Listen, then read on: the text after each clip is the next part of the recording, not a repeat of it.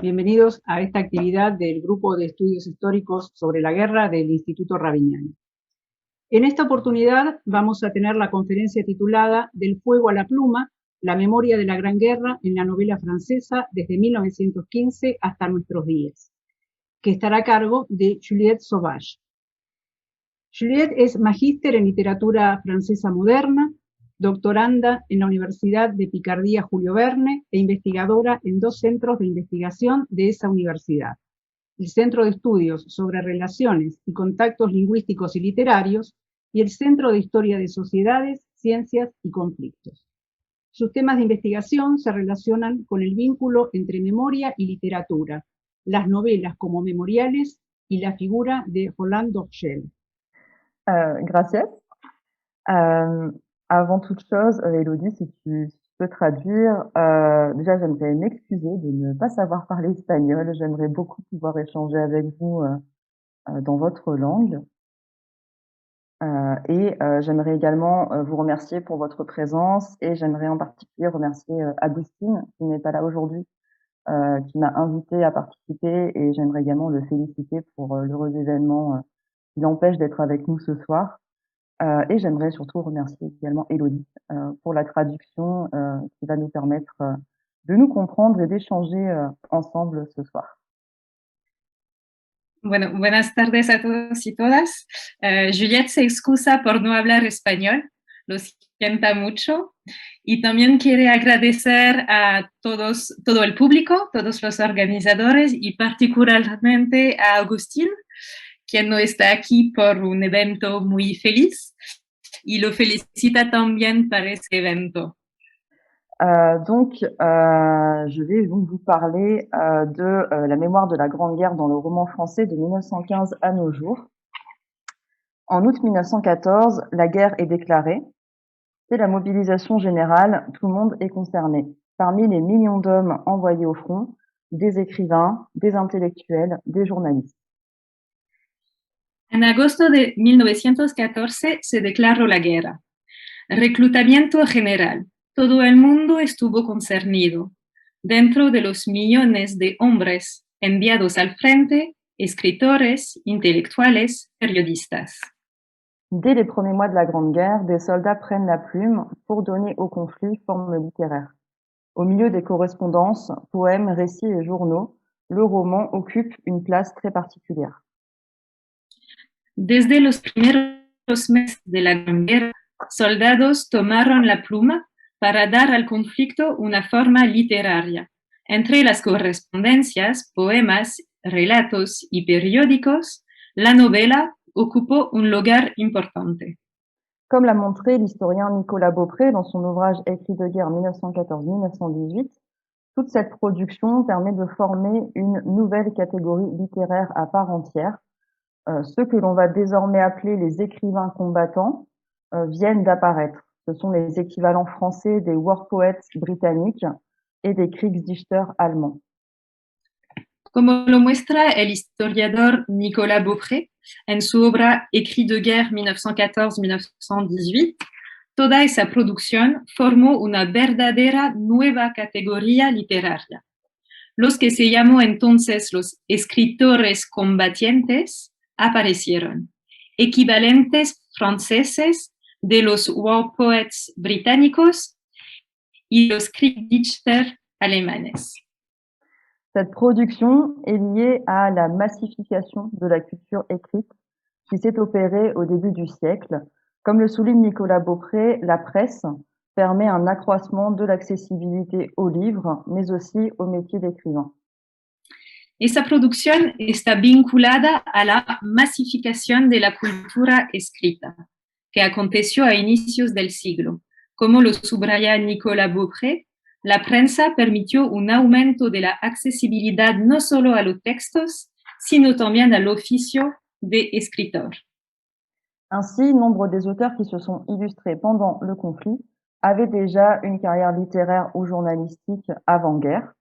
Henri Barbusse, qui est connu pour son roman Le Feu, avait notamment déjà publié un roman intitulé L'Enfer. Entonces, muchos autores que que se distinguieron durante el conflicto ya tenían una carrera literaria o periodística antes de la guerra. Henri Barbusse, famoso por su novela El Fuego, ya había publicado una novela titulada El Infierno. Le journaliste Roland Dorgelès, auteur des Croix de bois, n'avait pas encore écrit de roman avant sa collaboration à quatre mains avec son ami Régis Gignoux pour La machine à finir la guerre, paru en 1917. Il avait toutefois des liens avec le milieu littéraire en raison de son appartenance à la Bohème montmartroise, de sa carrière journalistique florissante et de quelques vaines tentatives dramaturgiques. El periodista Roland Dorgelès, autor de Las Cruces de Madera, ya no había escrito novelas antes de su colaboración a cuatro manos con su amigo Régis Gignoux para La máquina para acabar con la guerra, publicada en 1917. Sin embargo, tenía vínculos con el mundo literario por su pertenencia a la Bohème de Montmartre, su carrera periodística floreciente y unos vanos intentos en dramaturgia. S'ils s'engagent en tant qu'hommes et citoyens, ces écrivains n'en oublient pas moins leur goût pour la plume et partent bien souvent avec la volonté plus ou moins avouée de raconter la guerre. Se involucraron como hombres y ciudadanos, sin embargo, esos escritores no se olvidaron de su afición por la pluma y se fueron a la guerra muy a menudo con la voluntad más o menos confesada de contarla. L'histoire de la littérature de guerre en France est marquée par des amours et des désamours successifs. Pendant les 4 années que dure le conflit, le prix Goncourt honore et récompense des écrivains combattants. La historia de la literatura de guerra en Francia está marcada por amores y desamores sucesivos. Durante los 4 años que duró el conflicto, el premio Goncourt honró y recompensó escritores combatientes. C'est en 1919 que cette littérature subit son premier revers. La guerre est à peine finie que le milieu littéraire académique semble préférer au récit de la guerre une œuvre plus novatrice. En 1919, esa literatura sufrió su primer revés. Apenas se había acabado la guerra, el mundo literario académico pareció preferir al relato de la guerra una obra más innovadora. 10 ans plus tard, la parution de Témoins de Jean Norton Crue produit l'équivalent d'un tremblement de terre dans le milieu littéraire ancien combattant. 10 años más tarde, la publicación de Testigos de Jean Norton Crue produjo lo equivalente a un terremoto en el mundo literario antiguo combatiente. Ce livre donne de la puissance et de la résonance à un débat inhérent à la littérature de guerre. Le roman, par son caractère fictionnel, peut-il vraiment prétendre rendre compte de la réalité du conflit? Le roman peut-il vraiment être un bon témoignage? Ese libro le dio fuerza y resonancia a un debate inherente a la literatura de guerra. ¿Puede la novela, por su carácter ficcional, verdaderamente pretender dar cuenta de la realidad del conflicto? ¿Puede verdaderamente la novela ser un buen testimonio? La littérature française consacrée à 14-18 cristallise les débats et les tensions autour du rapport entre témoignage et fiction, entre littérature et histoire, l'ensemble étant traversé par la question de la mémorialisation de la guerre. La literatura francesa dedicada a la Gran Guerra cristaliza los debates y tensiones acerca de la relación entre testimonio y ficción, entre literatura e historia. El conjunto está atravesado por la cuestión de la memorialización de la guerra. Dans les années 30, de nouveaux romans paraissent, accompagnant les représentations cinématographiques du conflit, renouvelant le débat, mais aussi l'intérêt du public pour la Grande Guerre. Céline et Giono, parmi d'autres, occupent le devant de la scène. En los años 30 se publicaron nuevas novelas que acompañaron las representaciones cinematográficas del conflicto. Al renovar el debate y también el interés del público para la Gran Guerra, Céline y Giono, entre otros, ocuparon el primer plano de la escena. C'est seulement vers la fin du XXe siècle qu'une nouvelle résurgence de la littérature consacrée à 14-18 peut être constatée. Cette fois, elle n'est plus le fait des témoins, des survivants du conflit, mais de leurs descendants. solo al final del siglo XX se puede constatar una nueva resurgencia de la literatura dedicada a la Gran Guerra. Esa vez ya no está hecha por testigos sobrevivientes del conflicto, sino por sus descendientes. La génération suivante s'empare de cette guerre, la génération des enfants et des petits-enfants, qui s'interrogent sur cet héritage mortel. Le centenaire de la Grande Guerre a également été l'occasion de mettre en lumière de nouveaux aspects du conflit, jusque-là restés dans l'ombre. La generación siguiente se ha apropiado esa guerra, la generación de los hijos y nietos, quienes se preguntaron sobre ese legado mortal. El centenario de la Gran Guerra ha sido también la ocasión de poner de relieve nuevos aspectos del conflicto hasta entonces dejados de lado. Cette nouvelle dynamique historiographique s'accompagne d'une production littéraire et en particulier romanesque importante. L'on aborde enfin la question des femmes en guerre, le rôle des animaux ou encore les injustices de l'après-guerre. Esa nueva dinámica historiográfica está acompañada por una producción literaria y en particular novelesca importante. Por fin se trata el tema de las mujeres en guerra, el papel de los animales y también de las injusticias de la posguerra.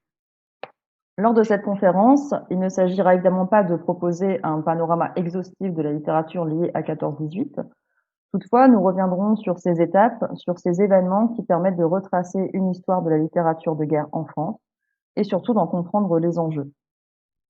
Esta conferencia no se trata evidentemente de proponer un panorama completo de la literatura ligada a la Primera Guerra Mundial. Sin embargo, analizaremos esas etapas, esos eventos que permiten recordar una historia de la literatura de guerra en Francia y sobre todo entender lo que está en juego. Il s'agira d'identifier les problématiques que soulève cette littérature au cours de son existence. Nous verrons qu'il s'agit d'une littérature qui cristallise de nombreux débats, qui se renouvelle au fil du siècle, jusqu'à ressurgir de nos jours, réactualisant ce conflit pour nous proposer une nouvelle lecture du monde et des enjeux sociétaux. Se tratará de identificar las problemáticas que levanta esta literatura a lo largo de su existencia. Veremos que se trata de una literatura que cristalizó varios debates, que se renovó con el paso del siglo hasta resurgir en nuestros días, reactualizando este conflicto para proponer una nueva lectura sobre el mundo y sus retos sociales. Bien que de nombreux textes aient été publiés dans les mois qui suivirent l'armistice, certains ont paru dans le courant de la guerre. L'activité de l'Académie Goncourt, qui récompense chaque année depuis 1903 une œuvre en prose, parue dans l'année, témoigne de cette réalité.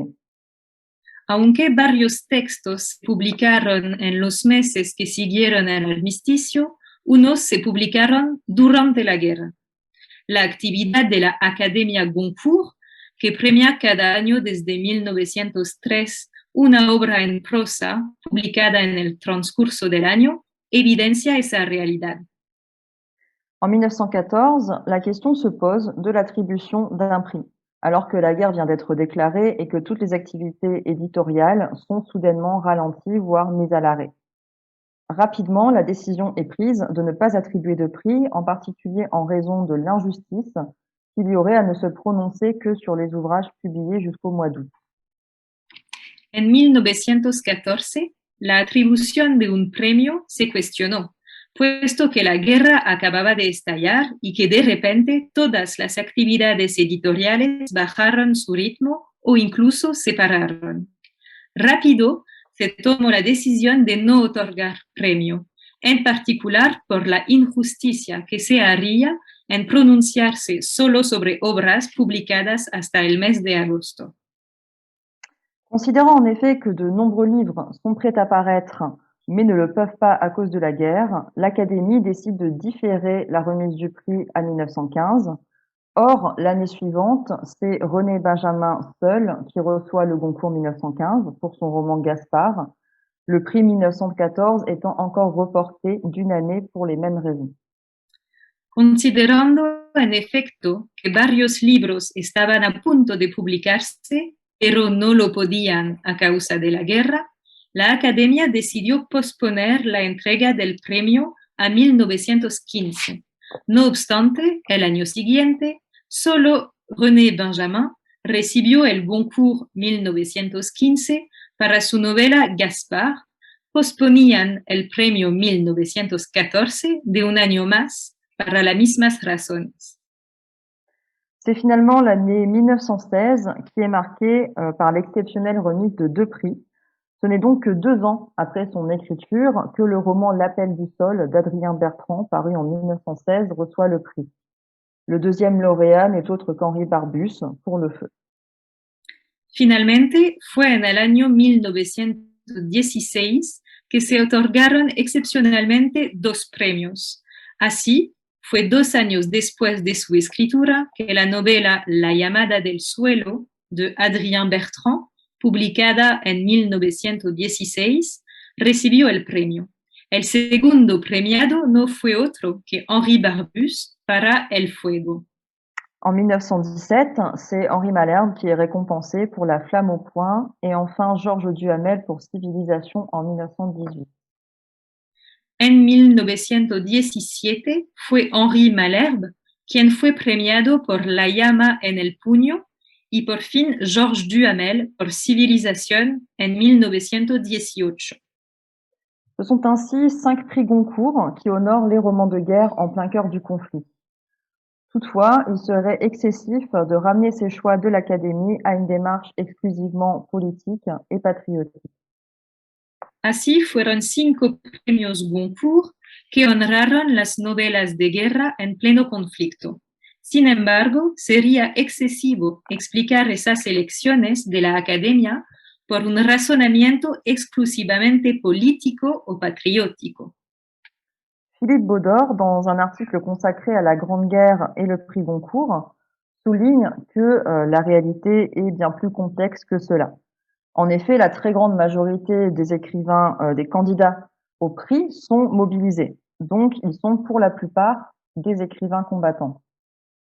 Philippe Baudor, en un artículo dedicado a la Gran Guerra y el premio Goncourt, subraya que la realidad fue mucho más compleja que eso. En efecto, la gran mayoría de los candidatos al premio estaban movilizados. Entonces, eran en gran parte escritores combatientes.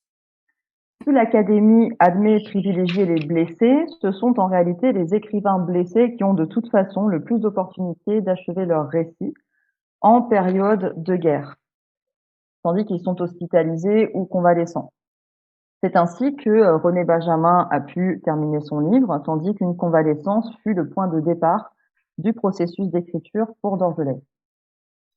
Si la Academia admitió privilegiar los heridos, en realidad los escritores heridos eran los que más tenían la oportunidad de acabar sus relatos en tiempo de guerra, cuando estaban hospitalizados o convalecientes.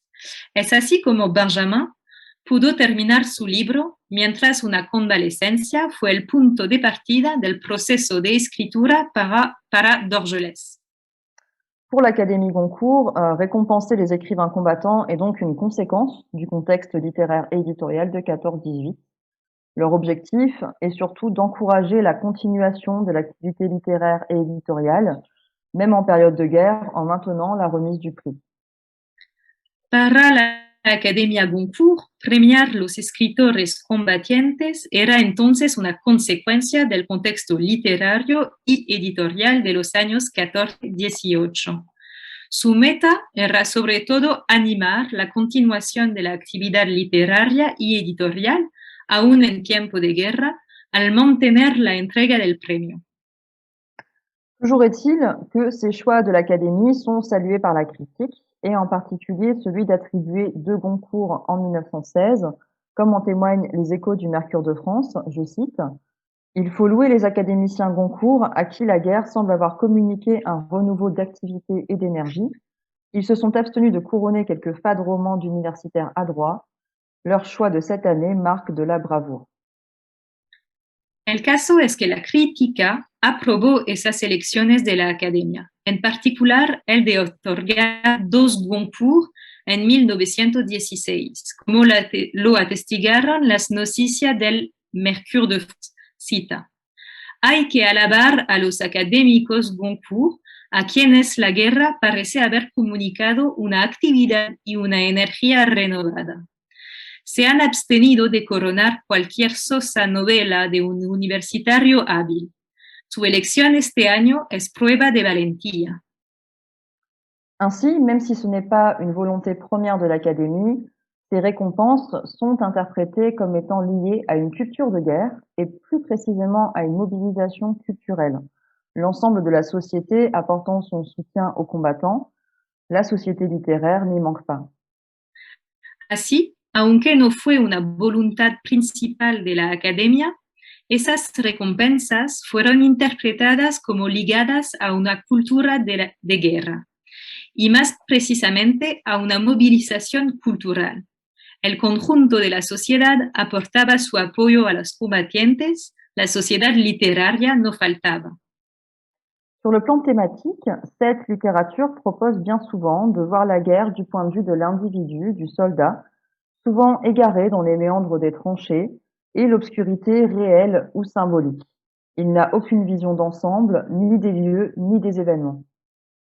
En el aspecto temático, esa literatura proponía muy a menudo ver la guerra del punto de vista del individuo, del soldado, generalmente extraviado en los meandros de las trincheras y en la oscuridad real o simbólica. No había ninguna visión integral ni de los lugares ni de los eventos. Si le narrateur est bien souvent un soldat, il se met aussi en retrait, préférant narrer les aventures de ses camarades. Le jeu laisse souvent place à un nous, mais ce collectif reste restreint et le point de vue resserré, bien souvent réduit à l'escouade, une douzaine de soldats tout au plus. El narrador era en muchos casos un soldado. Sin embargo, también se mantenía en un segundo plano, prefiriendo contar las aventuras de sus compañeros. El yo dejaba la plaza a un nosotros, pero ese colectivo se quedaba limitado y el punto de vista estrecho, en muchos casos reducido a la escuadra, una docena de soldados como mucho. Cette littérature, écrite pendant ou dans les mois suivant la guerre, se caractérise par une esthétique naturaliste. La vie quotidienne, la mort, la peur, l'atrocité de la guerre, son absurdité sont représentées. Esa literatura escrita durante o en los meses que seguían la guerra se caracterizaba por una estética naturalista. La vida cotidiana, la muerte, el miedo, la atrocidad de la guerra, su absurdidad se representaban. Pour les écrivains, la guerre est tout autant une déception qu'une source d'effroi. L'ennui côtoie la peur de la mort, qui peut survenir à tout moment, parfois sans que l'ennemi ne soit entrevu. Maurice Genevoix, dans Ceux de 14, témoigne de cette désillusion. La guerre n'est plus affaire d'héroïsme, les représentations traditionnelles s'effondrent. Para los escritores, la guerra era, al igual que una decepción, una fuente de espanto. El hastío se juntaba con el miedo a la muerte, que podía ocurrir en cada momento y a veces sin que se percibiera el enemigo. Maurice Genevoix, en Aquellos del 14, testificó esa desilusión. La guerra ya no era un asunto de heroísmo, las representaciones tradicionales se derrumbaban. Cette littérature se donne aussi pour objectif de proposer un contre-discours, de combattre le bourrage de crâne, de proposer des textes se voulant plus véridiques pour ne pas laisser à l'arrière et à la presse le monopole du récit de guerre. La création de journaux du front pendant la guerre montre bien cette volonté de se démarquer des discours tenus loin des tranchées.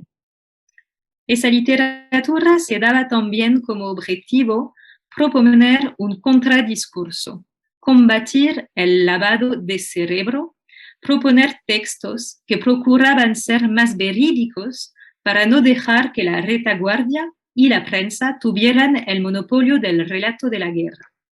La creación de los periódicos del frente durante la guerra mostraba esa voluntad de diferenciarse de los discursos que se daban lejos de las trincheras.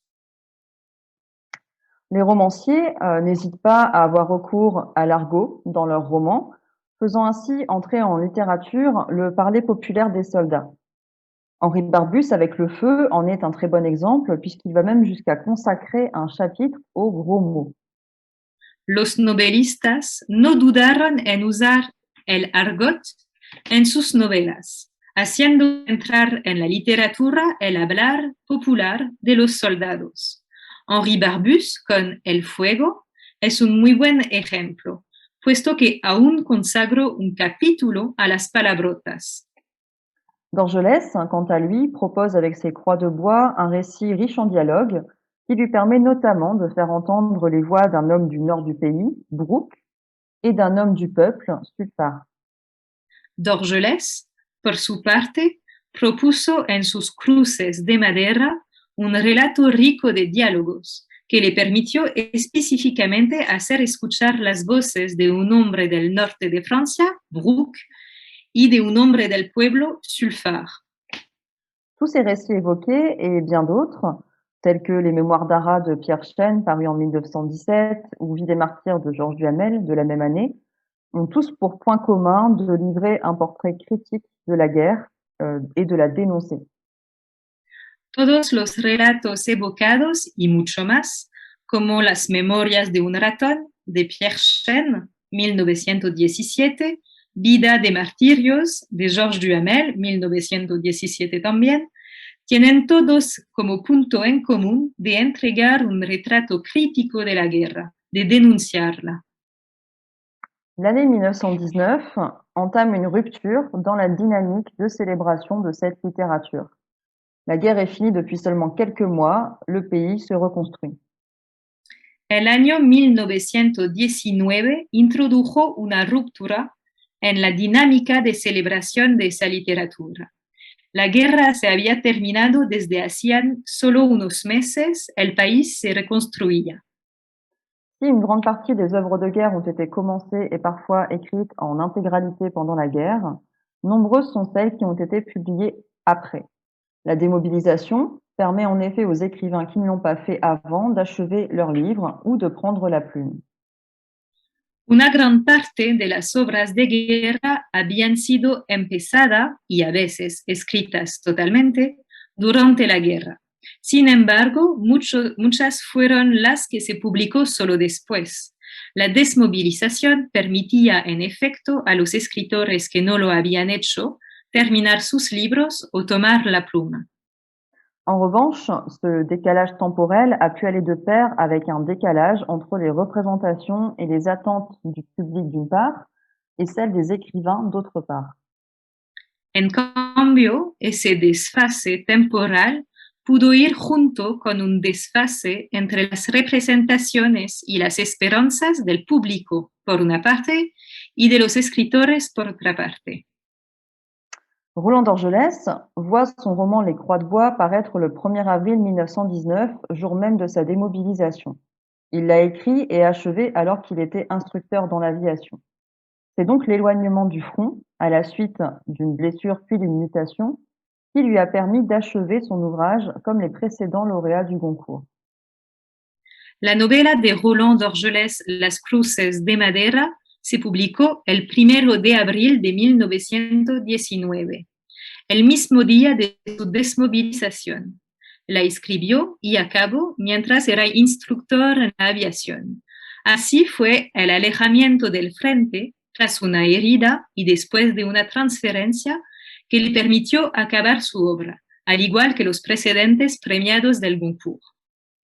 Toutefois, l'issue est différente. En 1919, à la suite d'un vote très serré, c'est Marcel Proust qui est préféré à Roland Dorgelès, alors que ce dernier avait été par avance annoncé grand vainqueur du prix. Sin embargo, la salida fue diferente. En 1919, tras una votación muy reñida, fue Marcel Proust quien prefirieron a Roland Dorgelès, mientras que el último había estado de antemano anunciado como el gran vencedor del premio. Eliane Tonnet-Lacroix, dans son ouvrage intitulé Après-guerre et sensibilité littéraire, explique que ce moment symbolise l'opposition entre deux courants littéraires. D'une part, une littérature au service de l'action, symbolisée par Dorgelès, d'autre part, une littérature gratuite, incarnée par Proust. Eliane Tonnet-Lacroix, en su obra titulada Posguerra y sensibilidad literaria, explica que ese momento simboliza la oposición entre dos corrientes literarias. Por una parte, una literatura al servicio de la acción, simbolizada por Dorgelès. Por otra parte, una literatura gratuita encarnada por Proust. Selon elle, cet événement, le choix de ne plus attribuer le prix Goncourt à un écrivain combattant, symbolise parfaitement cette dualité qui est représentative d'une réflexion sur la nature même de la littérature. Según ella, ese evento, la decisión de ya no otorgar el premio Goncourt a un escritor combatiente, simboliza perfectamente esa dualidad, representativa de una reflexión sobre la naturaleza misma de la literatura. Quelle place, quel rôle donne-t-on à la littérature et plus largement à l'art? La littérature doit-elle prétendre agir sur la société ou au contraire en être indépendante? ¿Qué lugar, qué rol da la literatura? Y más allá, al arte. ¿Debe la literatura asegurar una acción sobre la sociedad o, al contrario, ser independiente de ella? Ces questionnements sont le reflet de préoccupations morales plus profondes encore et propres aux années d'après-guerre. Que fait-on de cet héritage meurtrier? Esas preguntas son el reflejo de las preocupaciones morales más profundas aún y propias a los años de posguerra. ¿Qué hacer con esa herencia mortífera? Faut-il oublier pour pouvoir se reconstruire et avancer? Ou au contraire, faut-il insister sur cette expérience, la ressasser afin de transposer les valeurs apprises pendant le conflit en période de paix? Cette dernière vision fait de la littérature un art performatif, le lieu d'une action. Cette ambition est parfaitement incarnée par les œuvres des écrivains combattants dans les années qui suivent la guerre. ¿Más vale olvidar para poder reconstruirse e ir adelante? ¿O al contrario, hace falta insistir en esa experiencia, contarla más y más veces para trasladar los valores adquiridos durante el conflicto al periodo de paz? Esa última visión hace de la literatura un arte performativo, el lugar para una acción. Esa ambición estaba perfectamente encarnada por las obras de escritores combatientes en los años que siguieron la guerra. En juillet 1919 est créée l'Association des écrivains combattants qui entend légitimer cette nouvelle catégorie d'auteurs et surtout la faire exister en tant que groupe social et politique. La création de cette association symbolise l'attachement des écrivains combattants à la conviction que la littérature doit être, je cite, au service de l'action.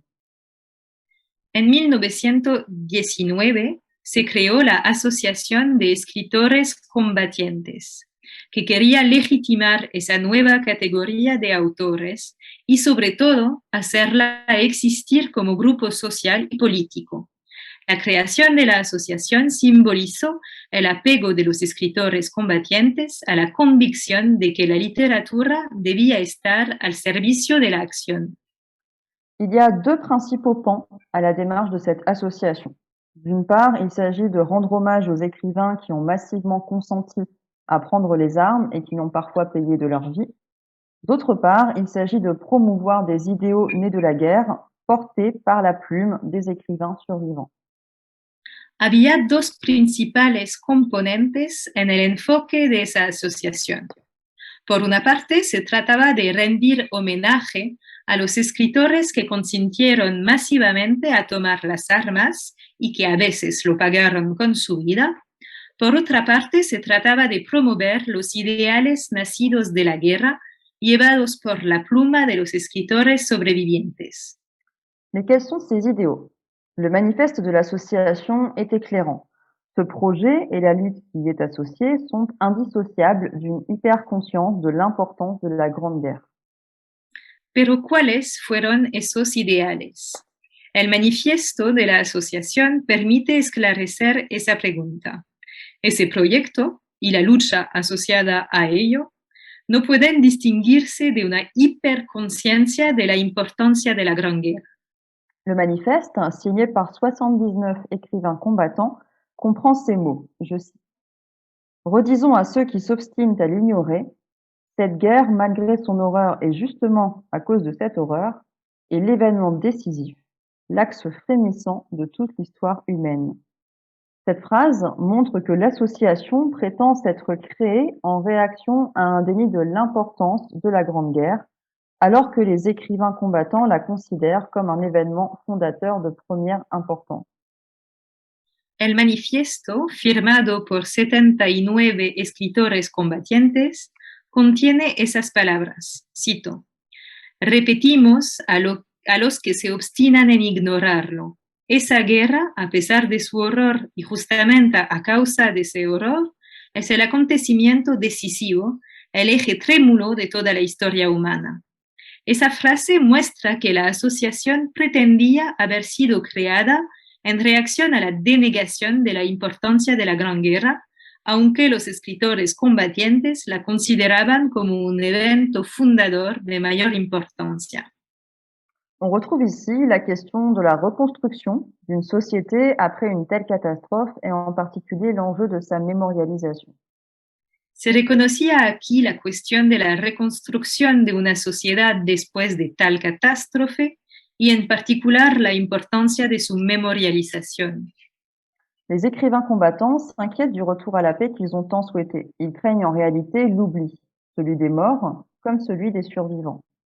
Los escritores combatientes se preocuparon por la vuelta a la paz que tanto habían deseado. Temían en realidad el olvido, el de los muertos como el de los sobrevivientes.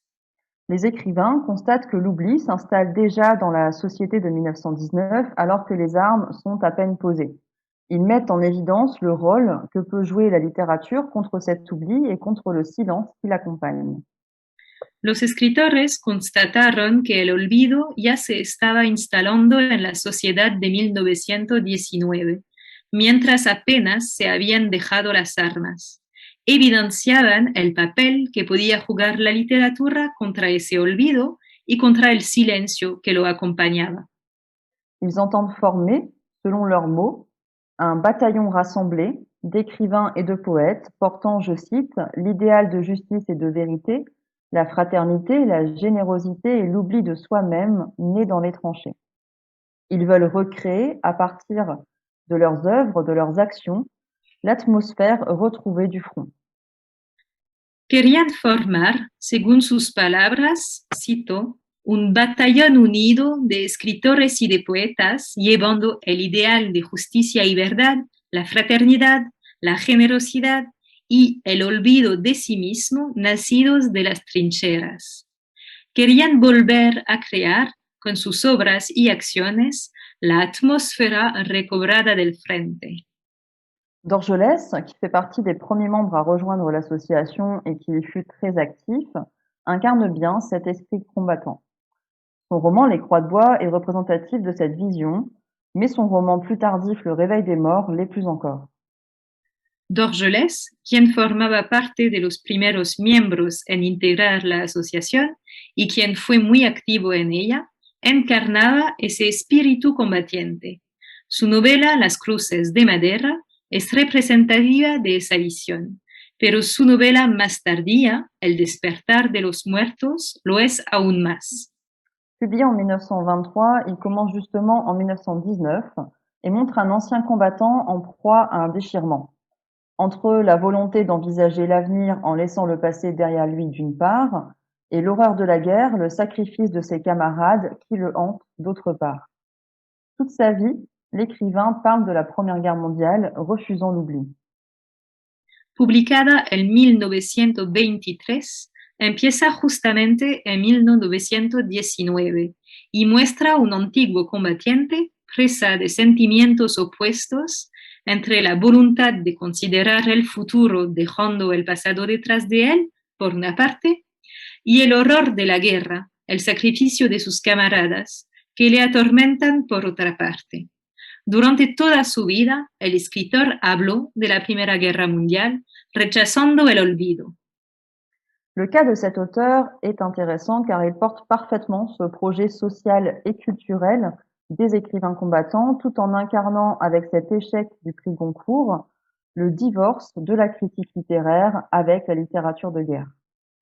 El caso de ese autor es interesante porque llevó perfectamente este proyecto social y cultural de los escritores combatientes mientras encarnó, con su fracaso del premio Goncourt, el divorcio entre la crítica littéraria y la littérature de guerre. Nicolas Beaupré, dans son ouvrage consacré aux écrits de guerre, arrête son étude à l'année 1920, qu'il considère comme, je cite, la fin d'un cycle dans les publications sur la guerre. S'il s'agit bien de la fin d'un cycle, ce n'est pas pour autant la fin de cette littérature. Nicolas Beaupré, en su obra dedicada a los escritos de guerra, narra su estudio en el año 1920, que considera como el fin de un ciclo en la publicación sobre la guerra. Se trata en efecto del fin de un ciclo, pero sin embargo no fue el fin de esa literatura.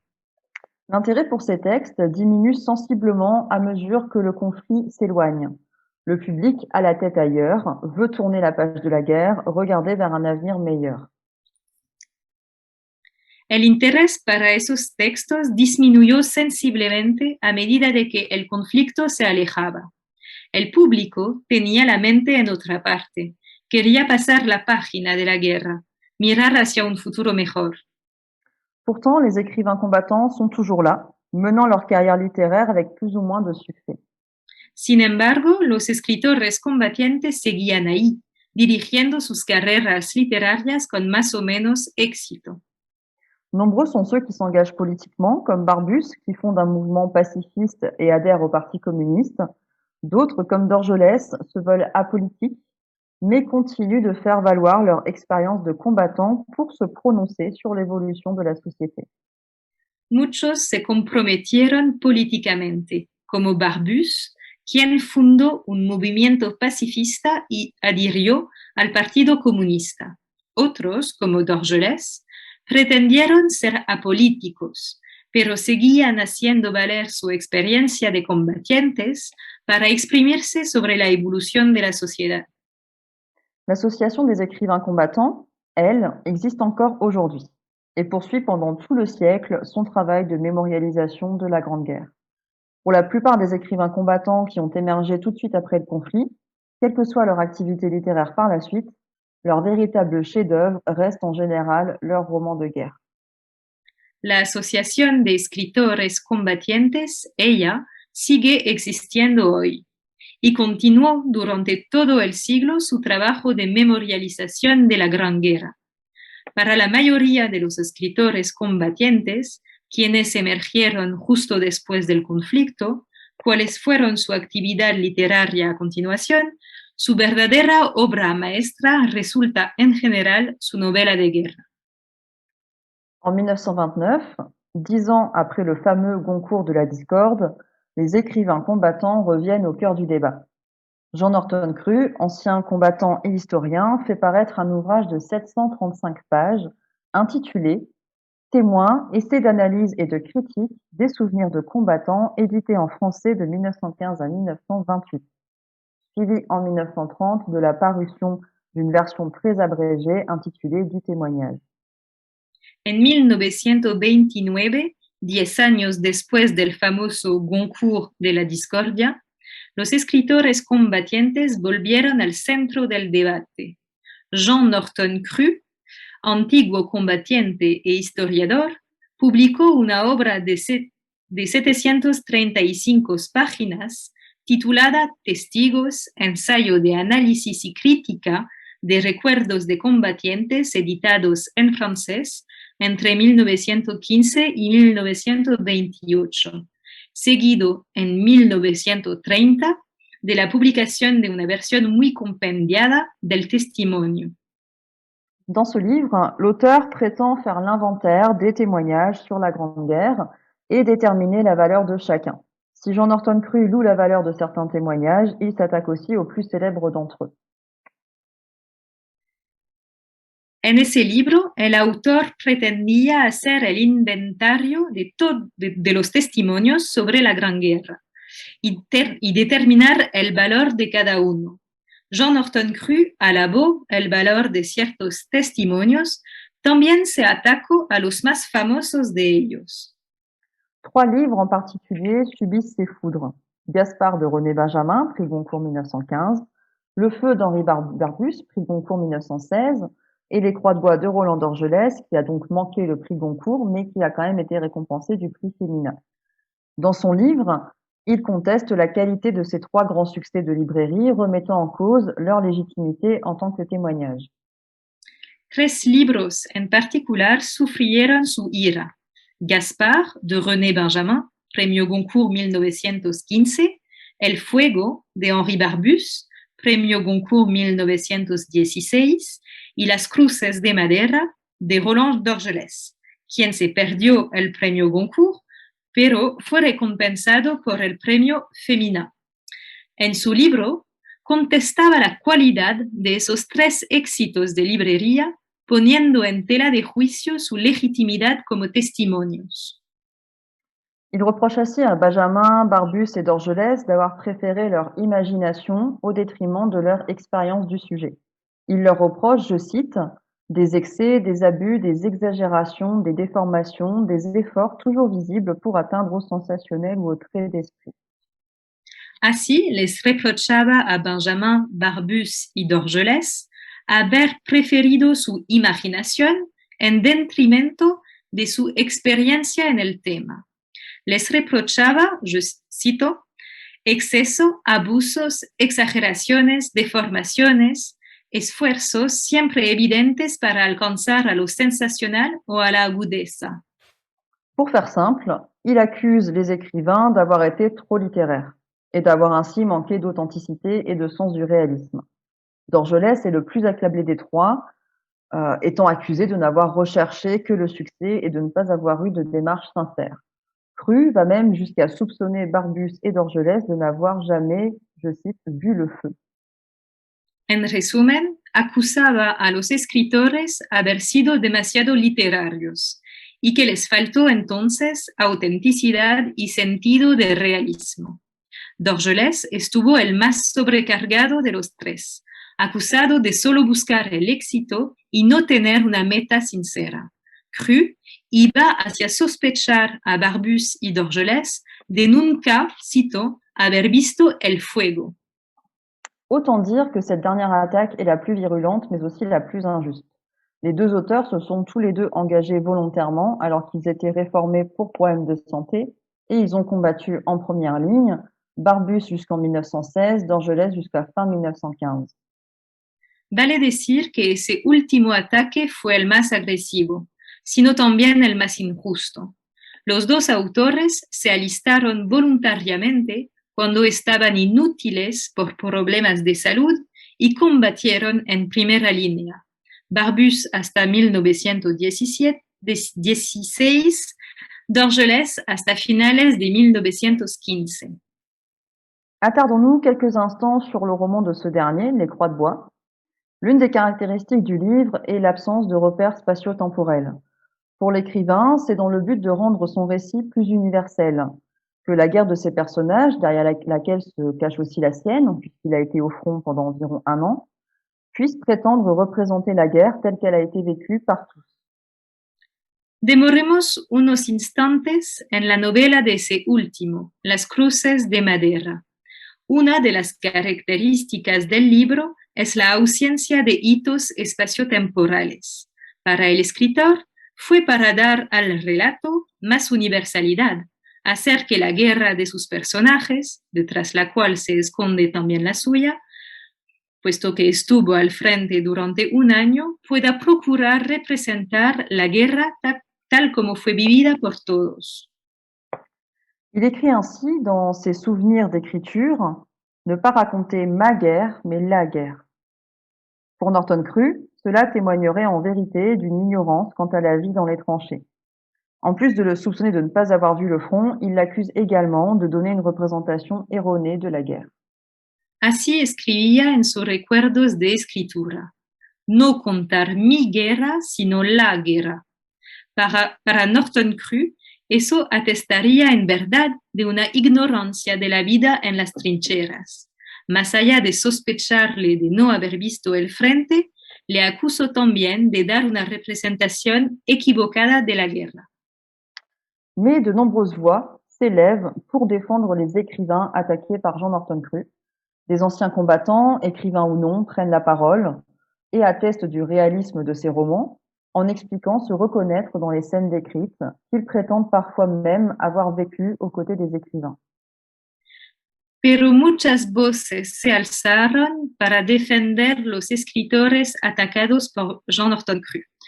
Antiguos combatientes, escritores o no, tomaron la palabra y certificaron el realismo de su novela, explicando reconocerse en las escenas descritas que pretendieron aún a veces haber vivido al lado de los escritores.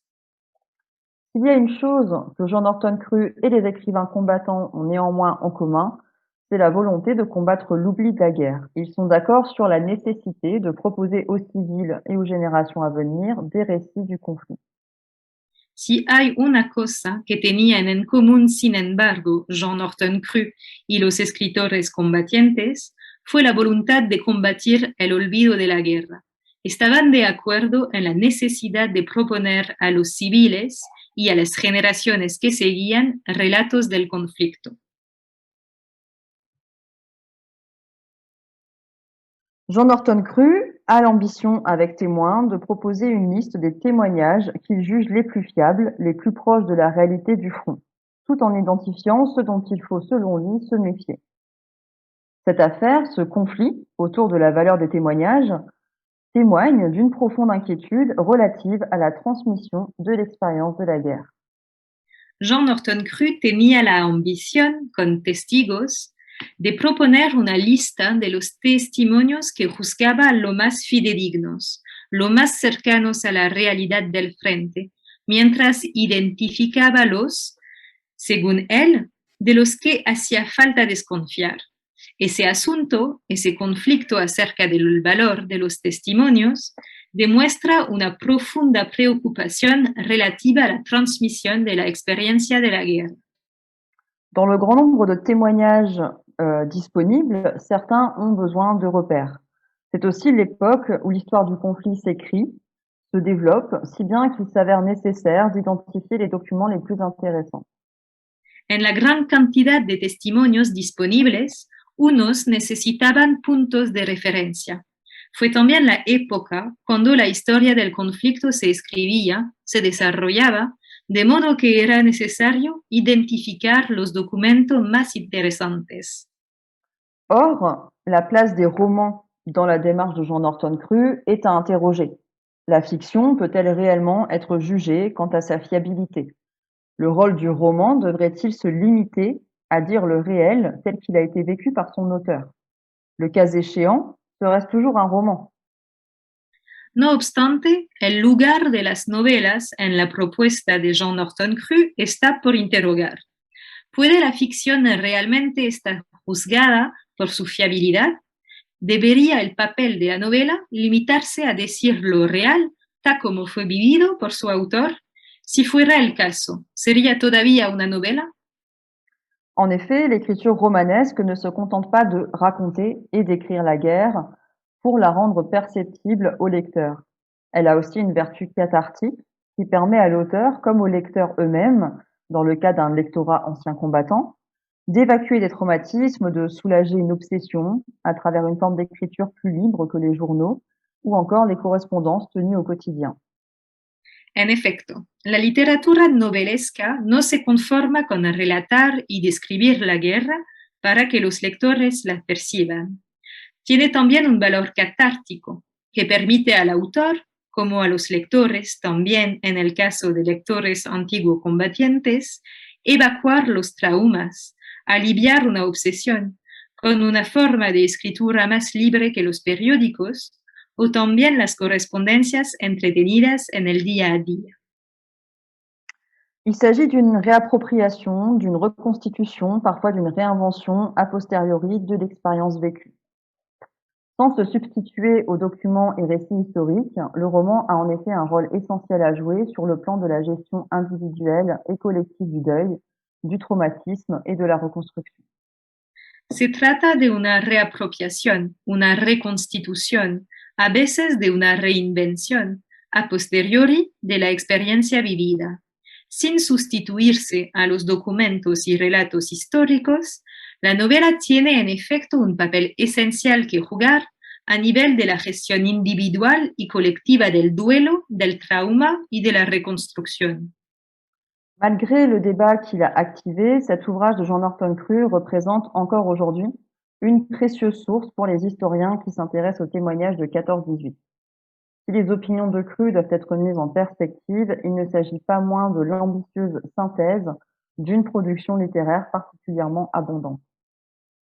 A pesar del debate que activó, esa obra de Jean Norton Crue representa aún hoy una fuente preciosa para los historiadores que se interesan por los testimonios del 14-18.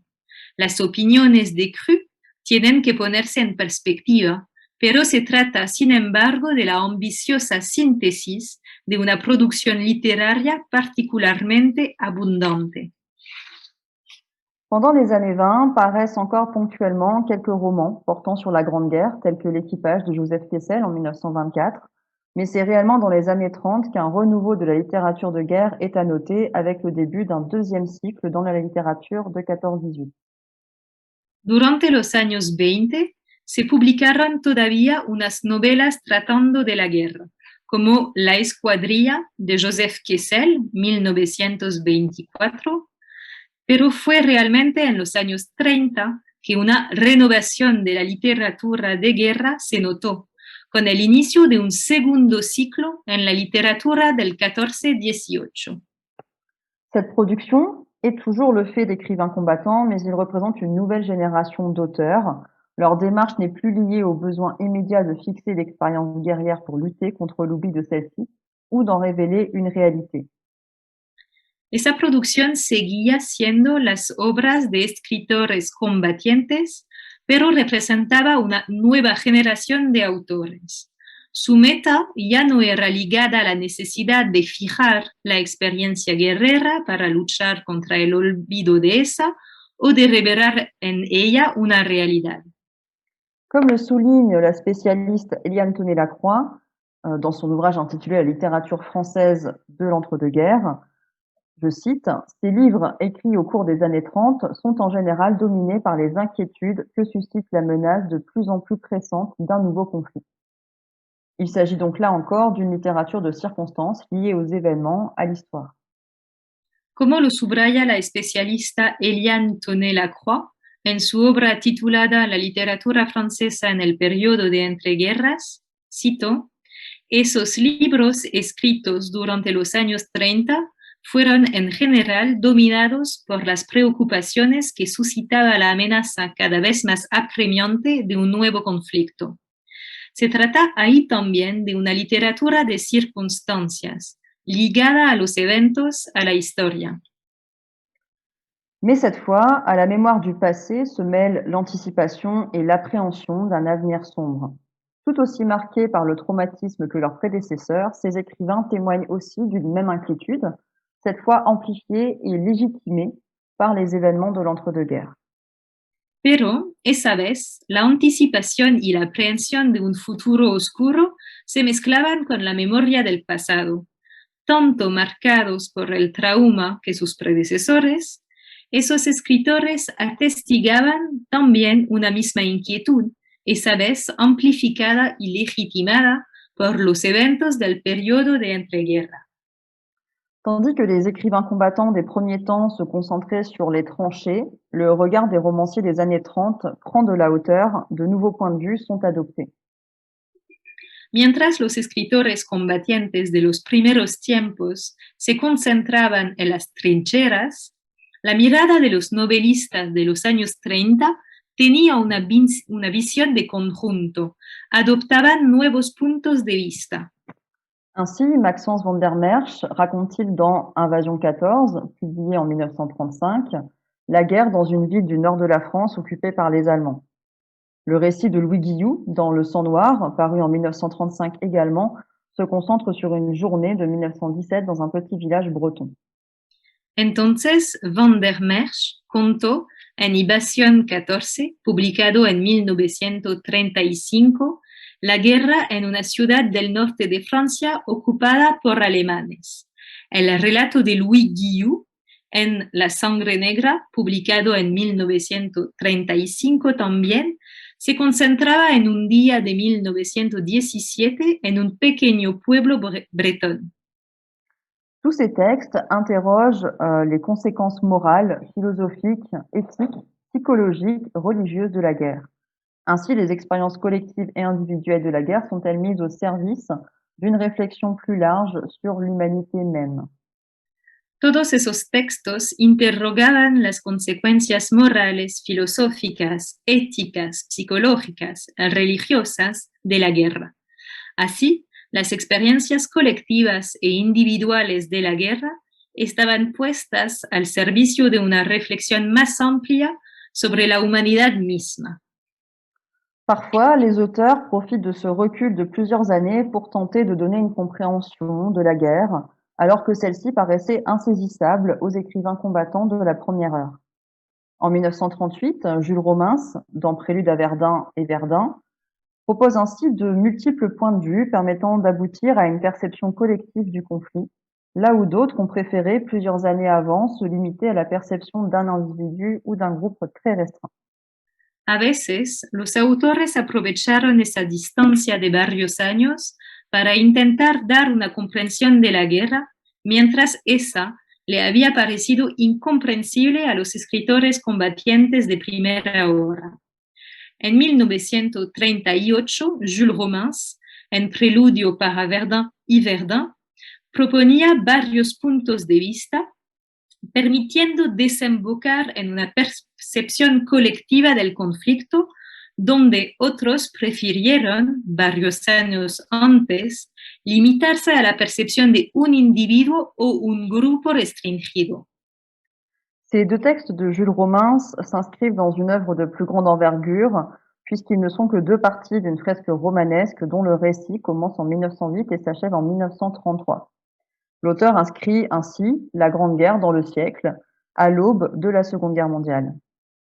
Esos dos textos de Jules Romins se inscriben en una obra con más envergadura, puesto que solo son dos fragmentos de una crónica novelesca cuyo relato empieza en 1908 y se acaba en 1933.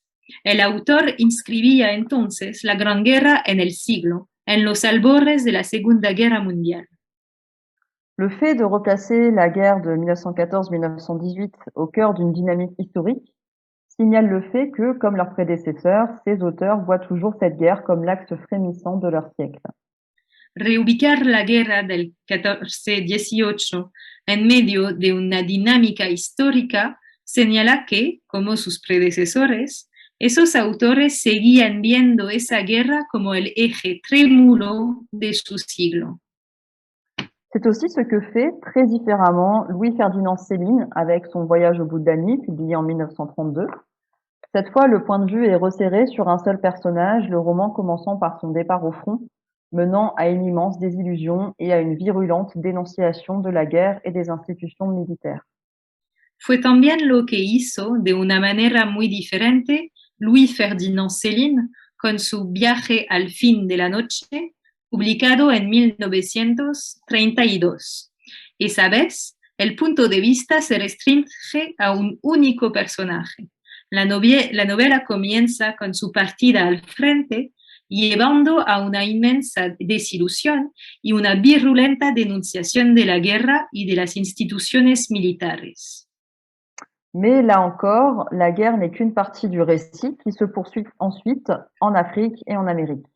La guerre de 14 apparaît comme un point de départ, l'élément déclencheur de ce voyage au bout de la nuit, de cette descente aux enfers. Pero ahí también, la guerra solo es una parte del relato, que continúa en África y América. La guerra del 14 aparece como un punto de partida, el factor detonante de ese viaje al fin de la noche de ese descenso a los infiernos. Ces auteurs des années 30 n'hésitent pas à réinsérer une dimension épique dans leurs récits, procédés d'amplification, éléments symboliques, actions inscrites dans une dynamique collective, héroïsme bien souvent ironique.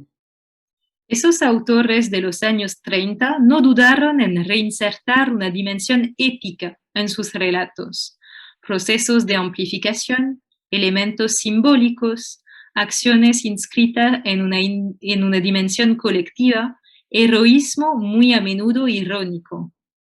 Mais cet imaginaire épique ne retire absolument rien à la vision pessimiste des événements ou à la critique acerbe de la guerre, qui dissimule bien souvent des convictions pacifistes, à l'image du Grand troupeau de Giono publié en 1931.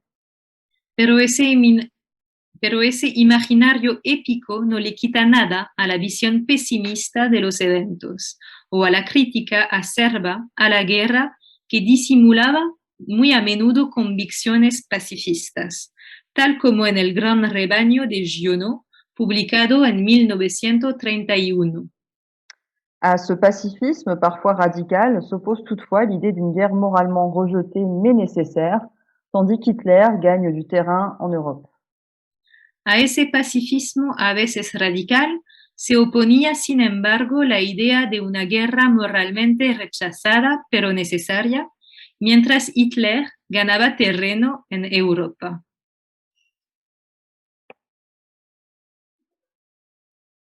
Stylistiquement, ces récits des années 30 se distinguent assez radicalement de ceux des écrivains combattants de 14.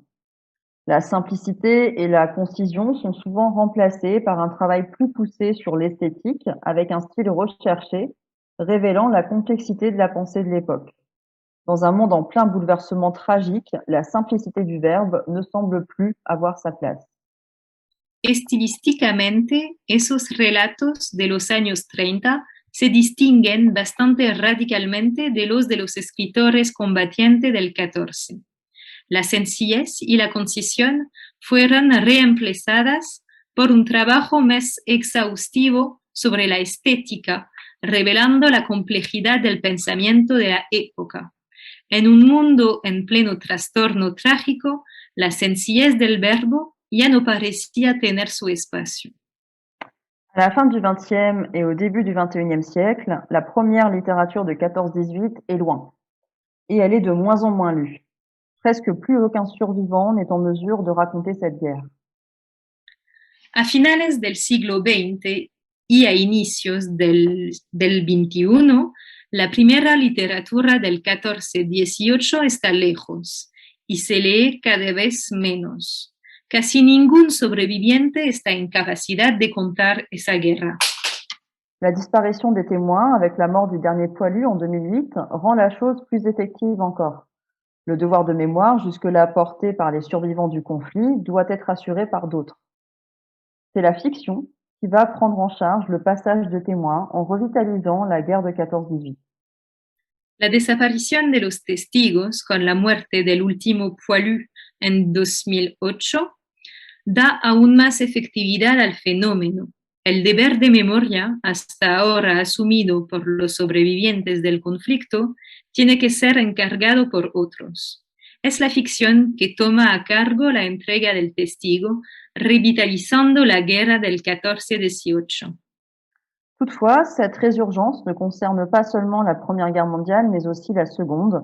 Les jeunes générations s'en emparent, revendiquant leur droit à interroger l'impact de ces deux conflits sur leur propre vie, celle de leur famille, de leur pays, de leur temps.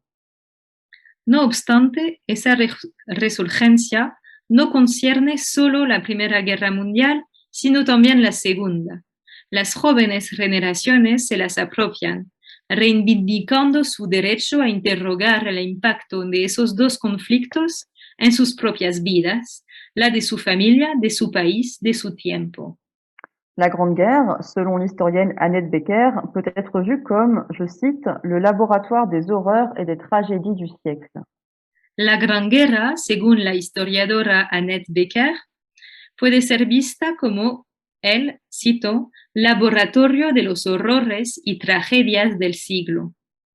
Depuis quelques décennies, l'historiographie de 14-18 se renouvelle, notamment portée par la création en 1989 du Centre international de recherche de l'historial de la Grande Guerre de Péronne, qui développe une histoire sociale et culturelle du conflit. Les expériences individuelles sont au cœur de l'étude, avec un intérêt grandissant pour toutes les formes de témoignage.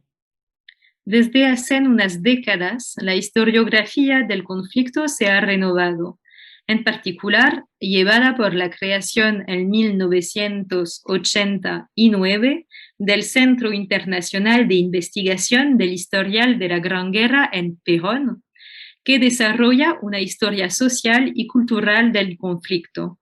Las experiencias individuales están al centro del estudio, con un creciente interés por todas las formas de testimonio. De leur côté, à l'approche de la fin du siècle, les écrivains prennent conscience de leur responsabilité dans la perpétuation de la mémoire de la Grande Guerre. Naît alors une littérature impliquée et réflexive, portée par les enfants et les petits-enfants des combattants. Por su lado, al acercarse el fin del siglo, escritores han tomado conciencia de su responsabilidad en la perpetuación de la memoria de la Gran Guerra. Entonces ha nacido una literatura comprometida y reflexiva llevada por los hijos y nietos de los combatientes. Ainsi, Claude Simon, toujours en 1989, interroge-t-il dans l'Acacia l'héritage de cette guerre, avec un narrateur qui remet en question le récit officiel de la mort de son père et tente d'imaginer d'autres scénarios à la lumière de sa propre expérience. Así, Claude Simon, siempre en 1989, cuestionaba en La Acacia la herencia de esa guerra, con un narrador que reconsidera el relato oficial de la muerte de su padre e intenta imaginar otros escenarios a la luz de su propia experiencia. Cette réapparition de la Grande Guerre dans la fiction est confirmée par la sortie en 1990 du roman Les Champs d'honneur de Jean Rouault, qui obtient le prix Goncourt. Esta reapropiación de la Gran Guerra en la ficción se confirmó con la publicación en 1990 de la novela Los Campos del Honor de Jean Rouault, qui obtuvo el premio Goncourt. Cette nouvelle littérature témoigne d'une mémoire inquiète, selon les termes du théoricien Dominique Villard, en 1997, et montre des personnages qui se questionnent sur le chaos de l'histoire, qui cherchent à appréhender la complexité de la mémoire, dans laquelle les souvenirs, les émotions, les sensations se confrontent aux discours communs, aux images d'Épinal, aux non-dits. Esa nueva literatura manifestaba una memoria inquieta, según los términos del teórico Dominique Viard en 1997, y mostraba personajes complejos que se preguntan sobre el caos de la historia, que intentan entender la complejidad de la memoria en la cual los recuerdos, las emociones, las sensaciones se enfrentan a los discursos comunes, a las imágenes estereotipadas, a los secretos. Le XXe siècle s'achevant, on se retourne vers ce qui est derrière nous. La littérature interroge la mémoire de ce siècle, durant lequel l'horreur a pris une ampleur inédite. Al acabarse el siglo XX, nos volvemos hacia lo que está detrás de nosotros. La literatura interroga la memoria de este siglo durante el cual el horror tomó una dimensión inédita. Petit à petit, on commence à s'intéresser aux suites du conflit, car c'est ainsi que l'on comprendra comment d'autres événements décisifs, la Seconde Guerre mondiale, la bombe atomique, la guerre froide, ont pu arriver. Les scandales sont mis au jour, les oubliés sont nommés, les morts sont réveillés.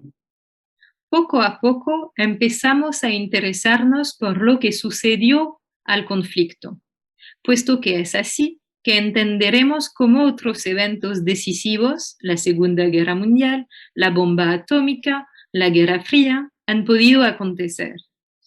Se revelan los escándalos, se nombran los olvidados, se despiertan a los muertos. Les auteurs, tous autant qu'ils sont, invitent à lire la guerre autrement. Il ne s'agit plus, comme les témoins, de mettre en garde contre un silence à venir, mais de répondre à un silence qui a muselé l'histoire. Los autores, por lo numerosos que sean, invitan a leer la guerra de otra manera. Ya no se trata, como los testigos, de avisar contra un silencio futuro, sino contestar a un silencio que amordazó la historia. Cette littérature mène à une révision du regard porté sur le discours de la mémoire officielle, tandis que les historiens font de même. Les travaux de Pierre Nora sur les monuments aux morts sont assez représentatifs de cette démarche. Esa literatura conduce a una revisión de la mirada llevada hacia el discurso de la memoria oficial, mientras los historiadores hacen lo mismo. Los trabajos de Pierre Nora sobre los monumentos a los caídos representan bastante bien ese proceso. On voit ainsi surgir toute une génération voulant combler les vides laissés par le silence, mais pour laquelle se pose aussi la question du deuil. Así surge toda una generación que quiere llenar los vacíos dejados por el silencio, pero por quien emerge también la cuestión del duelo. L'une des formes de ces récits est théorisée par Dominique Villard. Nommée récit de filiation, cette forme romanesque consiste à écrire sur ses ancêtres. Dominique Villard teoriza una de las formas de estos relatos. Llamada relato de filiación, esta forma novelesca consiste en escribir sobre sus antepasados. Ce récit procède d'un travail de remémoration, de recherche, mais aussi de réinvention dans le but de redonner vie aux générations disparues. Il est motivé par le désir de combler un vide, un silence. Il s'agit de parler de quelqu'un qui n'existe plus, dont la présence s'estompe. Este relato procede de un trabajo de rememoración, de investigación, pero también de reinvención, con el objetivo de volver a dar vida a las generaciones desaparecidas. Está animado por el deseo de llenar un vacío, un silencio. Se trata de hablar de alguien que ya no existe, cuya presencia se desvanece. C'est ce que fait Marc Duguin avec la Chambre des officiers en 1998 en racontant l'histoire de son grand-père, une gueule cassée de 14-18. Raphaël Confiant, dans le bataillon créole en 2013, le fait aussi à une plus large échelle puisqu'il écrit l'histoire des soldats venus des colonies afin de redonner une place aux troupes antillaises oubliées de la mémoire collective. Es lo que hace Marc Duguin con El pabellón de los oficiales en 1998, contando la historia de su abuelo mutilado de la Primera Guerra Mundial. Raphaël Confiant, en El batallón criollo, en 2013, lo hace también a escala más larga, puesto que escribe la historia de soldados oriundos de las colonias para dar un espacio a las tropas antillanas olvidadas por la memoria colectiva. Plus largement, ces récits témoignent d'une prise de conscience de l'impact qu'a eu ce conflit sur notre temps. Además, estos relatos muestran una concientización del impacto que ha tenido ese conflicto en nuestra época. Il s'agit de restituer à un peuple, à un individu ou une communauté, toute une partie de son être, son histoire. Il s'agit aussi de reconstituer, car le récit national est considéré comme faux, ou du moins parcellaire. Se trata de restituir a un pueblo, a un individuo o una comunidad toda una parte de su ser, su historia. Se trata también de reconstituir porque el relato nacional se considera como falso o por lo menos fragmentado. En 2018, c'est l'auteur David Diop, avec Frère Dame, qui raconte cette fois la guerre et la folie, ou la folie de la guerre, à travers le vécu d'un tirailleur sénégalais. Il a d'ailleurs été récompensé du prix Goncourt des lycéens en 2018 et du Man Booker Prize en 2021 pour ce roman.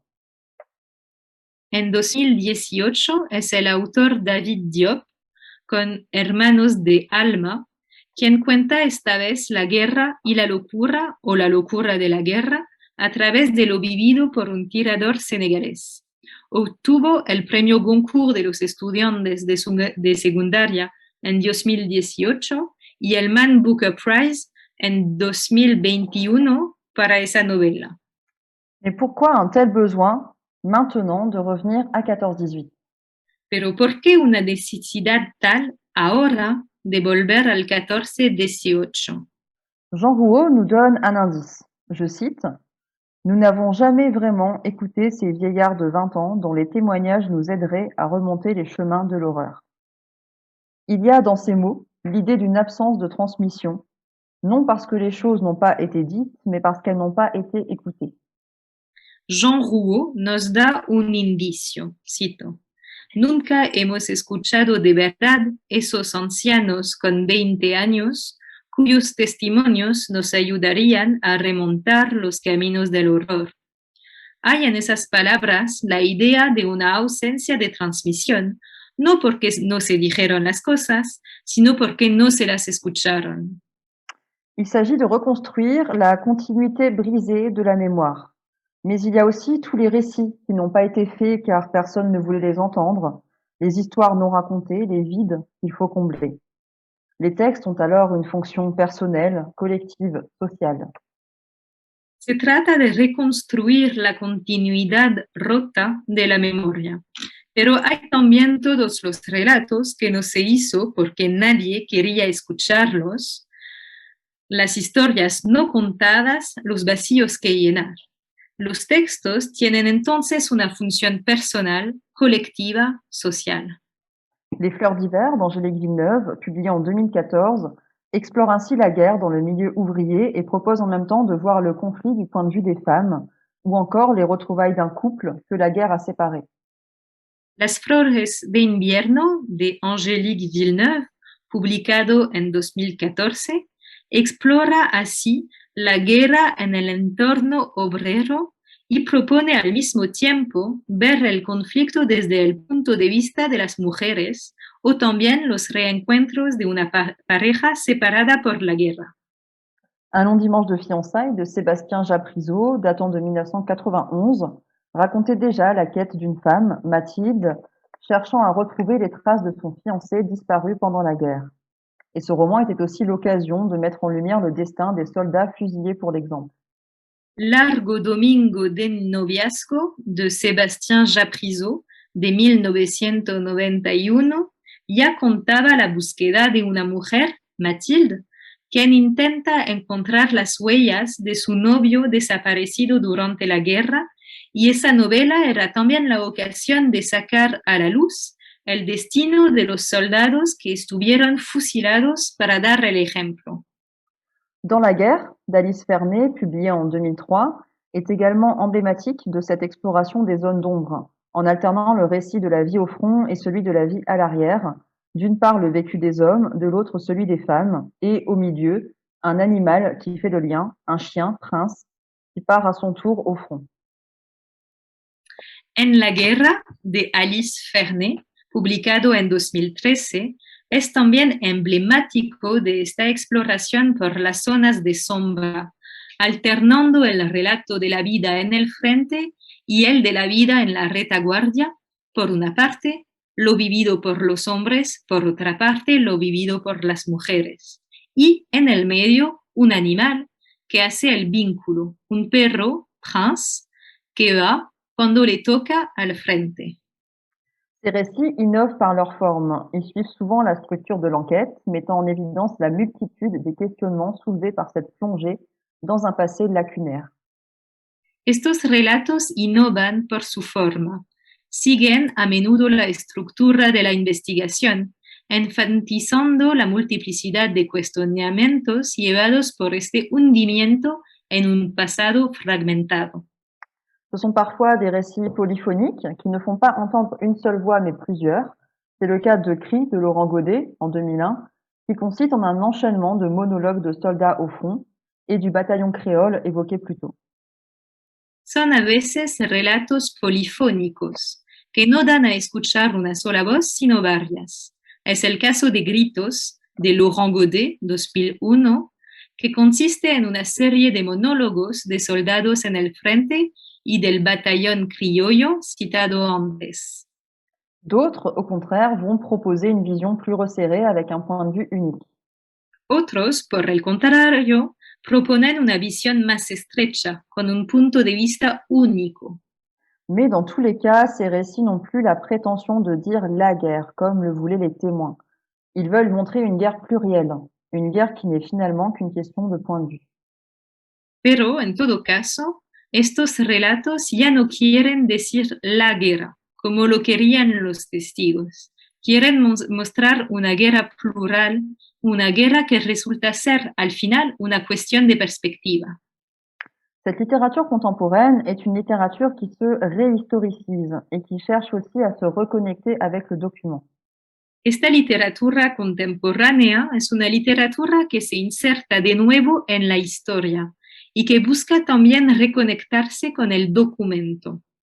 Bénédicte Desmazeries est l'autrice d'un roman intitulé La vie tranchée, qui raconte la vie de deux soldats dont l'un blessé travaille au service de la censure. Le récit est entrecoupé de véritables lettres caviardées donnant à voir au lecteur d'authentiques extraits de correspondance. Bénédicte Desmazeries es la autora de una novela titulada Vidas Rotas, que cuenta la vida de dos soldados. Uno, herido, trabaja en los servicios de censura. El relato tiene intercalado verdaderas cartas censuradas que dan a ver al lector auténticos fragmentos de correspondencia. Pierre Lemaître, pour écrire Au revoir là-haut, fait quant à lui appel à des historiens spécialistes de la période afin de l'accompagner dans l'écriture. Lorsqu'il dépeint le scandale des exhumations militaires, les cadavres mélangés, placés dans les mauvais cercueils, et ceux-ci de piètre qualité, il s'appuie ainsi sur des sources scientifiques.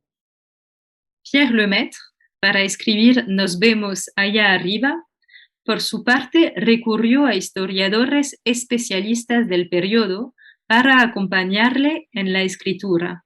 Cuando pinta el escándalo de las exhumaciones militares, los cadáveres mezclados, ubicados en el ataúd equivocado y esos de pésima calidad, se apoya entonces sobre fuentes científicas.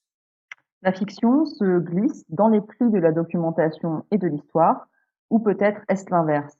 Ce roman, mis sur le devant de la scène grâce à l'obtention du prix Goncourt 2013, remet en lumière la Grande Guerre juste avant le centenaire du conflit.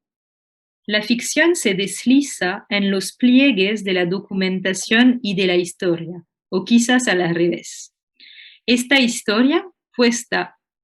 novela, puesta en primer plano gracias al premio Goncourt 2013, saca a la luz la Gran Guerra justo antes del inicio del centenario del conflicto.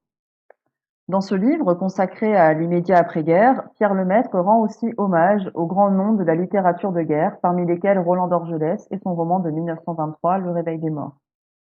En este libro dedicado al periodo inmediato de posguerra, Pierre Lemaître rinde homenaje también a los grandes nombres de la literatura de guerra, entre los cuales Roland d'Orgelès y su novela de 1923, El despertar de los muertos.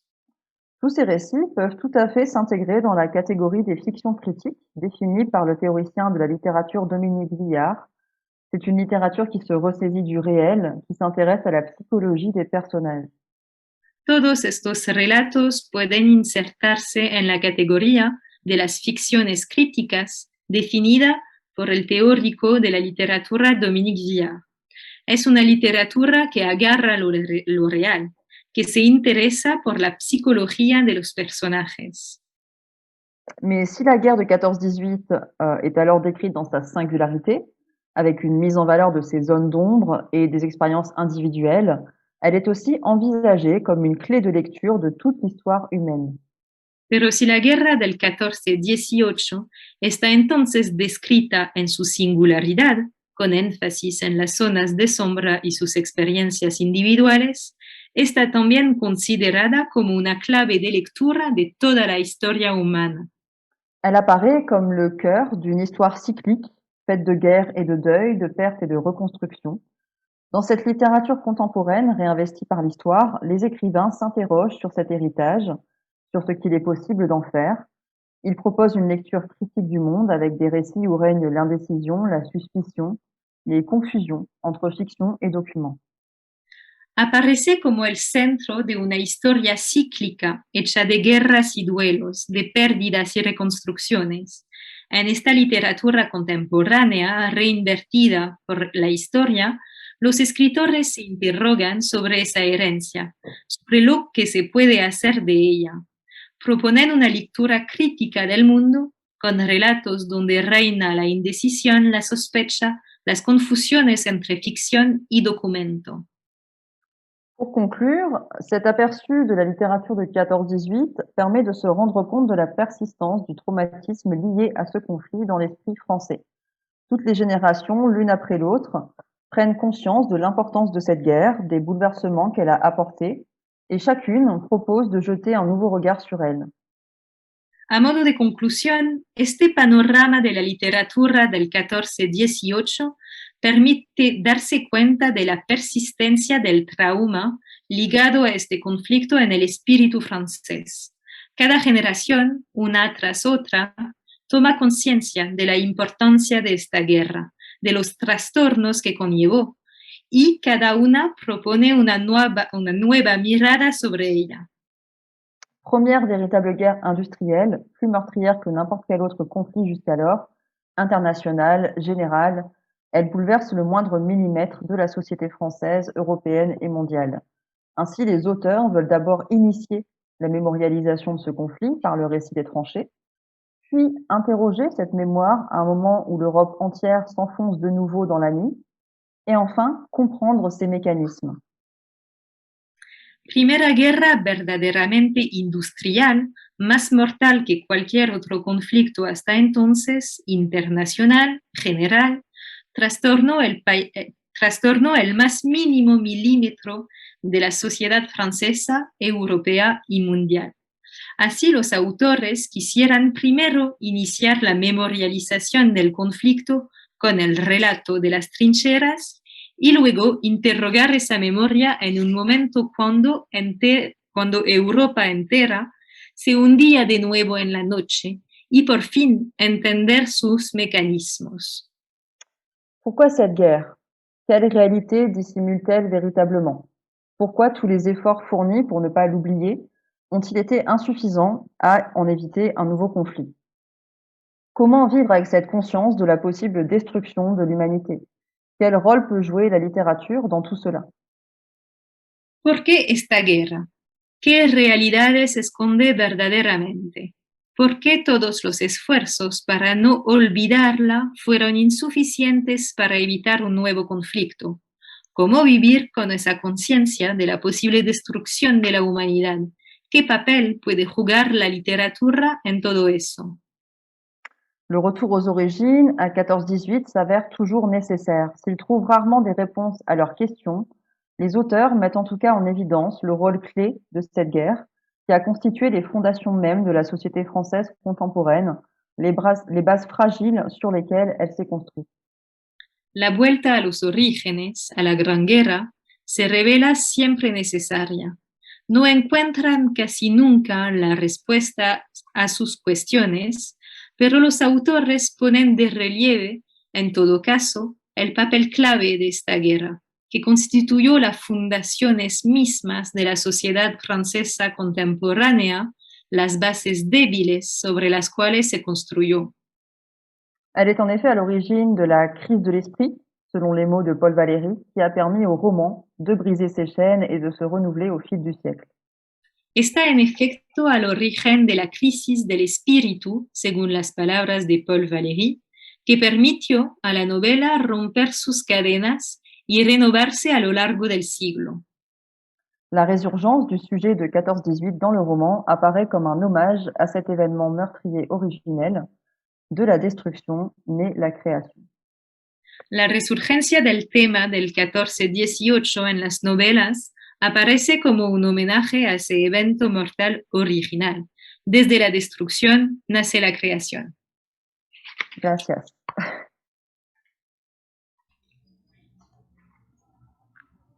Bueno, muchas gracias, Juliette, por esta disertación tan interesante, tan sugerente y que de hecho ha estimulado varias preguntas de los asistentes. Te he enviado, Elodie, por el chat algunas de estas preguntas, pero en todo caso voy leyéndolas en español como para que podamos ir ordenando la exposición también de Juliette. Tenemos una pregunta de Milagros Pierini que señala: a posteriori de la Segunda Guerra y de las guerras posteriores llevadas a cabo por Francia, como la de Indochina, ¿Surgieron asociaciones similares? Alors, on a une première question qui dit après la Seconde Guerre mondiale et les guerres suivantes qui ont été menées par la France, je pense notamment à celle de l'Indochine, est-ce que des associations similaires que celle dont tu parles de l'association des écrivains combattants ont pu apparaître? Alors à ma connaissance, non. En fait, on a vraiment un phénomène très particulier avec l'association des écrivains combattants et vraiment après la Première Guerre mondiale, c'est vraiment la seule fois où on a autant de soldats qui prennent la plume et où on a ce besoin de créer une association. Cette association, elle a existé tout au long du siècle, donc elle a aussi accueilli les auteurs d'autres, voilà, venant d'autres conflits, mais on n'a pas eu d'effet de masse comme ça a pu être le cas après la Première Guerre mondiale. Et en particulier après la Seconde, en fait, on a eu très très peu d'écrivains combattants parce qu'on a eu très peu de combats. Il y a eu des écrits de résistants, c'est encore autre chose, mais ça n'a pas été intégré, en tout cas à ma connaissance, dans une association de ce type, ou en tout cas pas du tout avec les mêmes objectifs politiques, sociaux, culturels. A su conocimiento, no, y subraya que esa asociación que se creó después de la Primera Guerra Mundial fue un fenómeno muy particular. Es la única vez que tantos soldados toman la pluma después del conflicto. Sin embargo, esa asociación que existe a lo largo del siglo acoge acoge autores que fueran combatientes en otros conflictos, tiene esa meta.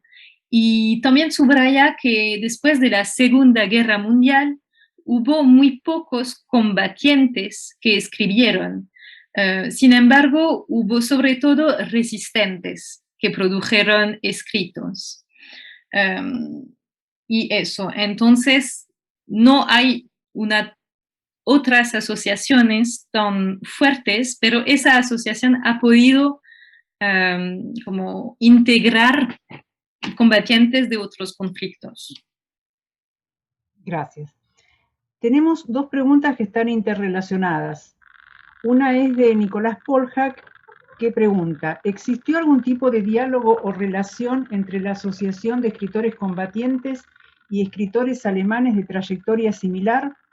Pienso particularmente en Erich Maria Remarque. Y Darío Calvo-Love retoma un poco esta inquietud, preguntando si existió relación entre escritores británicos y franceses combatientes, como el caso de Siegfried Sassoon o de Robert Graves. Alors, il y a deux questions qui sont assez similaires. Une première qui demande si il y a pu avoir un certain type de dialogue ou de relation entre cette association des écrivains combattants et des écrivains allemands avec une trajectoire similaire. Et une deuxième question qui demande s'il y a pu avoir des relations entre des écrivains anglais, britanniques, et ces écrivains français combattants. Il pense notamment à Siegfried Sassoon et Robert Graves. Alors, concernant l'association des écrivains combattants avec des écrivains allemands, alors je suis quasiment sûre qu'il n'y a pas eu, en tout cas, de dialogue, on va dire ouvert, voilà, parce qu'on est quand même sur une association qui est vraiment, voilà, exclusivement, en tout cas, d'écrivains français et avec quand même une vocation assez patriotique en plus, et donc qui est assez fermée sur elle-même quand même. Donc, je ne pense pas. À mon avis, quand même, voilà, il y a pu avoir quelques, voilà, je pense peut-être individuellement, certains écrivains, voilà, se sont intéressés à la littérature allemande, mais je sais que Dorgelès, par exemple, hein, s'y est un peu intéressé, mais en tout cas, pas officiellement de la part de l'association des écrivains combattants. On est vraiment sur une valorisation de l'expérience du vécu français avec cette association. Pour les écrivains britanniques et français, alors j'ai pas connaissance de relations, on va dire individuelles entre les écrivains, mais alors c'est possible qu'il y en ait eu. Je suis pas spécialiste en tout cas de cette question-là. Par contre, il y a des liens littéraires, c'est-à-dire qu'il y a plusieurs études qui ont été faites sur les relations entre, par exemple, les descriptions dans les romans français et les descriptions dans des textes britanniques, notamment des poèmes, etc. On a des liens, en tout cas, sur le plan thématique, sur le plan descriptif. Je pense notamment à l'ouvrage de Paul Fussell. Alors, je sais pas trop comment on dit, j'ai un accent assez déplorable. Je vais mettre le titre, on le retrouve assez facilement, The Great War and Modern Memory. Et en fait, je sais que dans ce texte, il parle en fait un petit peu des liens qu'il a établis lui entre les écrivains français et les écrivains britanniques. Donc, je préfère renvoyer à ce texte-là qui est très complet. Moi, pour le coup, en tout cas, j'ai pas connaissance de relations particulières, si ce n'est ces relations vraiment textuelles, voilà, liées à l'expérience de guerre commune, en fait, hein, tout simplement. Entonces, por el caso de las relaciones con escritores alemanes, está casi segura que no hay diálogos abiertos entre escritores franceses y alemanes. Además, por lo que concierne la asociación, tiene una vocación muy patriótica y es una asociación muy cerrada sobre ella misma. Quizás hubo intercambios, relaciones individuales o por lo menos intereses de franceses por literatura alemana. Fue el caso de Dorgelès, por ejemplo, pero nunca hubo nada oficial por parte de la asociación. Esa asociación se concentraba sobre todo en lo vivido por los franceses. En lo que concierne el vínculo con escritores británicos, hubo relaciones individuales, pero como Juliette no es especialista del tema, sabe que hubo muchos vínculos literarios, o sea, con comparaciones, muchas temáticas, descripciones que se parecen muchísimo, y hubo estudios sobre eso, sobre esos vínculos literarios entre los dos países. Entonces nos va a dar la referencia de una obra que trata justamente de esos vínculos literarios entre franceses y británicos. Sí, Juliette ha copiado en el chat la referencia al texto para que quiera consultarlo. Hay una pregunta de Mariana Moraes que señala: ¿hay casos en los inicios de esta tradición novelística sobre la Primera Guerra Mundial en Francia de relatos escritos por mujeres? ¿Se integran estos textos, así como otros que novelen o testimonien el conflicto desde el frente doméstico a la literatura de la guerra? Pienso, por ejemplo, en el caso inglés, en una novela como Mrs. Dalloway de Virginia Woolf. Alors, tu as une question de Mariana Moraes. Est-ce qu'il y a eu des cas au début de cette tradition romanesque sur la Première Guerre mondiale de récits écrits par des femmes? Et est-ce que ces textes, comme les autres qui ont pu témoigner du conflit depuis, oui, ont pu donner du coup un point de vue du front domestique pour cette littérature de guerre? Elle pense par exemple au cas anglais avec la nouvelle, avec le roman Mrs. Dalloway de Virginia Woolf. Non, on n'a pas ça en fait en France. On a vraiment, en fait, il faut vraiment se dire qu'après la Première Guerre mondiale, c'est vraiment l'expérience masculine en fait, l'expérience du front qui est massive et qui est voilà, qui a été un traumatisme énorme en fait et qui vraiment prend le dessus sur tout le reste en fait. Il y a une sorte de silence qui s'installe dans le reste voilà, de la population. Il n'y a pas beaucoup de prise de parole en fait, à part celle des soldats qui ont combattu, qui représentent presque la seule parole légitime en fait.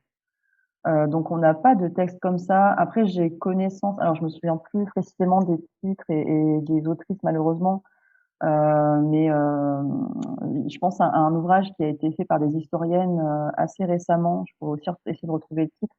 Il me semble que c'est Françaises en guerre et c'est vraiment un recueil de travaux de plusieurs historiennes qui réunit quelques petits textes qui ont été écrits, mais c'est plutôt des textes politiques plutôt des articles, voilà, dans des journaux qui essaient de mettre en valeur l'expérience féminine pendant la guerre, mais on n'a pas de texte littéraire, en tout cas pas du même style que Virginia Woolf. Par contre, quelques années plus tard, on va avoir voilà des femmes qui vont parler de la Première Guerre mondiale, qui vont l'intégrer par exemple à leur récit autobiographique. Je pense à Marguerite Yourcenar par exemple, qui parle un petit peu de son enfance et qui évoque cet événement.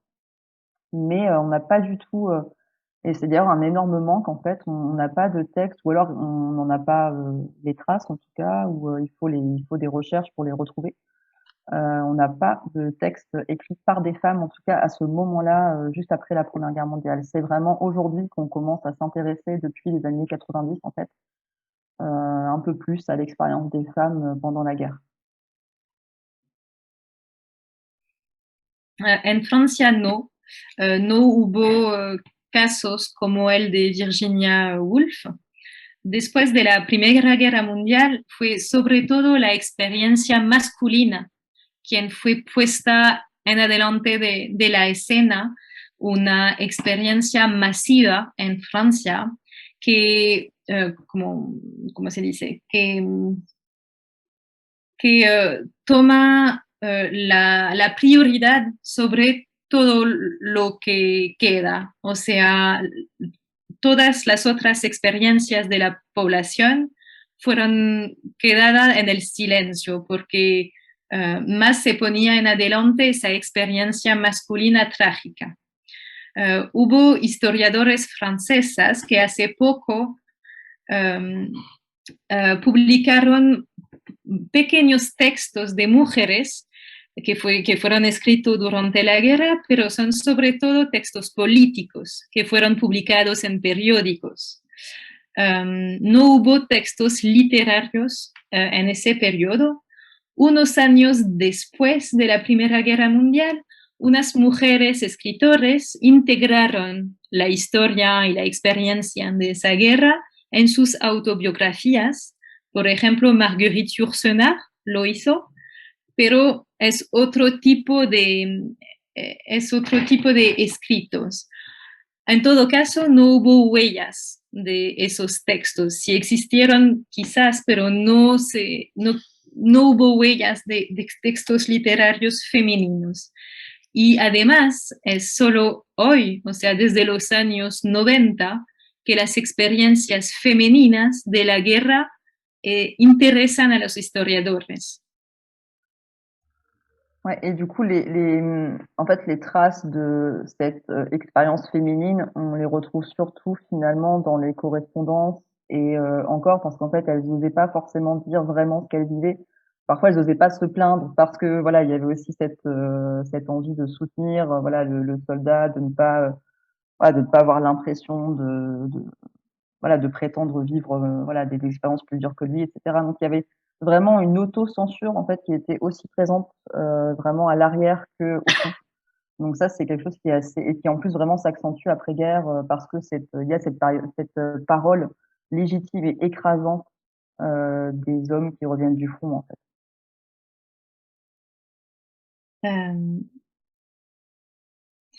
Hubo las huellas que quedaron de las experiencias femeninas son sobre todo encontradas en las correspondencias, pero esas correspondencias, esas cartas escritas por mujeres, también son problemáticas porque en esas cartas se nota muchos silencios, porque escribían esas cartas para sostener, para dar apoyo a los soldados y se autocensuraban para no deprimirlo y para no afectarle demasiado.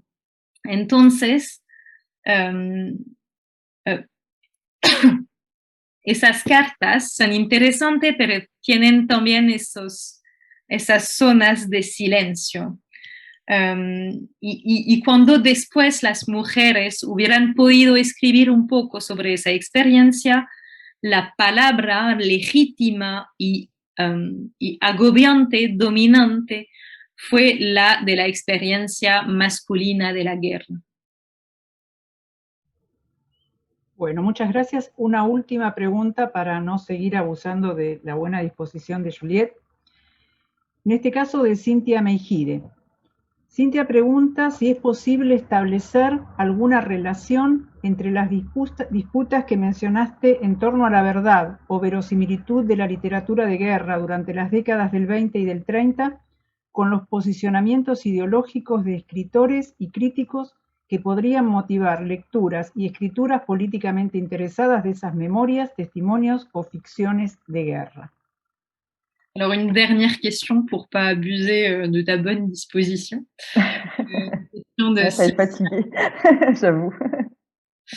Elle demande si est-ce qu'il serait possible d'établir un lien entre les débats que tu as mentionnés autour de la vérité, l'aspect véridique de la littérature de guerre pendant les années 20 et 30, d'établir un lien entre ces débats-là et les positionnements idéologiques des écrivains et des critiques qui pouvaient justement motiver des lectures ou des écritures politiquement intéressées par ces mémoires, par ces témoignages et par ces fictions de guerre.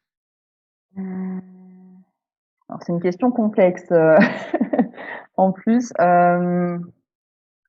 Alors, je ne sais pas si ces débats-là influent sur les positionnements idéologiques forcément. Par contre, ça a vraiment eu un impact, ces débats des années 20 et 30, sur la littérature postérieure, parce qu'on observe, par exemple, je pense vraiment en particulier à la Seconde Guerre mondiale, on observe par exemple vraiment un rejet de la fiction, qui est aussi en fait un héritage de ces débats-là, de cette idée que la fiction en fait ne serait pas capable de rendre véritablement compte de la réalité. Donc il y a vraiment c'est vraiment le début, le début de quelque chose. C'est vraiment un moment déclencheur dans ces réflexions autour, voilà, autour de la légitimité de la fiction.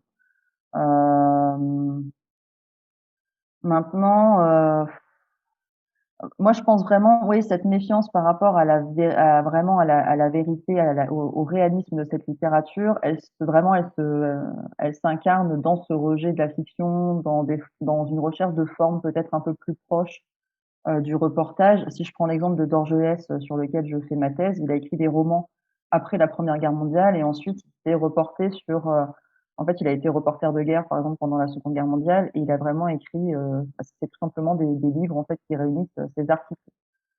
Et il a écrit aussi des textes un peu plus autobiographiques, où il assume, en fait, être le jeu, être la personne, voilà, dont on parle dans ce texte, etc.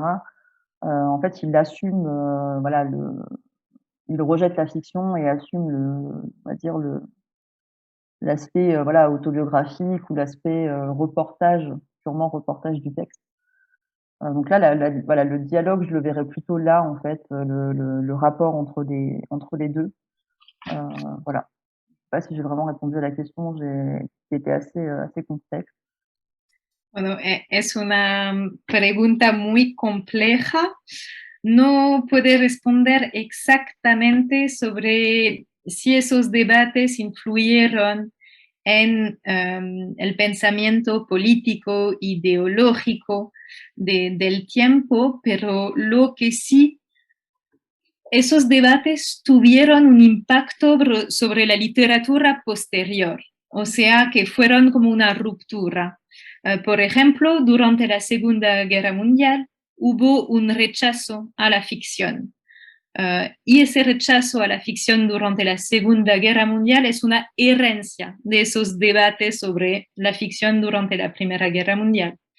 Fue como un desencadenador de la legitimidad, de una reflexión sobre la legitimidad de la ficción. Como conllevó una desconfianza sobre el realismo y ese rechazo a la ficción. Después de la Segunda Guerra Mundial, las formas de escrituras que se usan son mucho más cercanas al reportaje. Y por ejemplo, Dorgelès, sobre el cual Juliette hace su tesis, Dorgelès, quien escribió ficciones durante la Primera Guerra Mundial, después, o sea, durante la Segunda Guerra Mundial, fue un como un periodista, hizo reportajes de guerra y ahí asumió la forma del reportaje y no de la ficción. También habla de la Segunda Guerra Mundial en sus relatos autobiográficos y aquí también rechaza la ficción para dar una forma mucho más real usando el yo. Entonces, se excusa por no responder exactamente a la pregunta, pero lo que se sabe es el impacto de esos debates en los años que siguen en la manera de contar la guerra después. Je peux juste ajouter aussi, juste après la Seconde Guerre mondiale, on a beaucoup de débats par rapport à la question du témoignage, par rapport à la question justement du choix de la fiction, du rejet de la fiction, et je pense notamment à Primo Levi qui justement rejette le roman pour faire finalement vraiment un témoignage. Voilà, c'est l'idée du témoin oculaire, c'est-à-dire vraiment de donner en fait un récit le plus fidèle possible de la littérature, enfin de ce qui s'est passé dans les camps.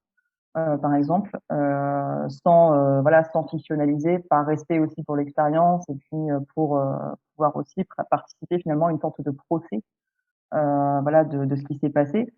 Et on a aussi ces débats qui sont assez bien illustrés par les travaux d'Annette Viviorca, je vais peut-être marquer son nom d'ailleurs. Et elle est, enfin, si vraiment ça vous intéresse, c'est un super, c'est un très très intéressant ouvrage où qui s'appelle L'ère du témoin. Et elle interroge en fait cette évolution du témoignage après la Seconde Guerre mondiale, mais on peut vraiment mettre en lien avec ce qui s'est passé avant et voir vraiment que pendant les années 20 et 30, c'était vraiment en germe en fait. Donc voilà, c'est pas quelque chose qui est nouveau après la Seconde Guerre mondiale, c'est vraiment quelque chose qu'on voit déjà apparaître avant, une méfiance vis-à-vis de cette littérature parce que voilà la réalité paraît plus violente que la fiction elle-même a dépassé la fiction. Voilà, donc on finit par rejeter le roman progressivement.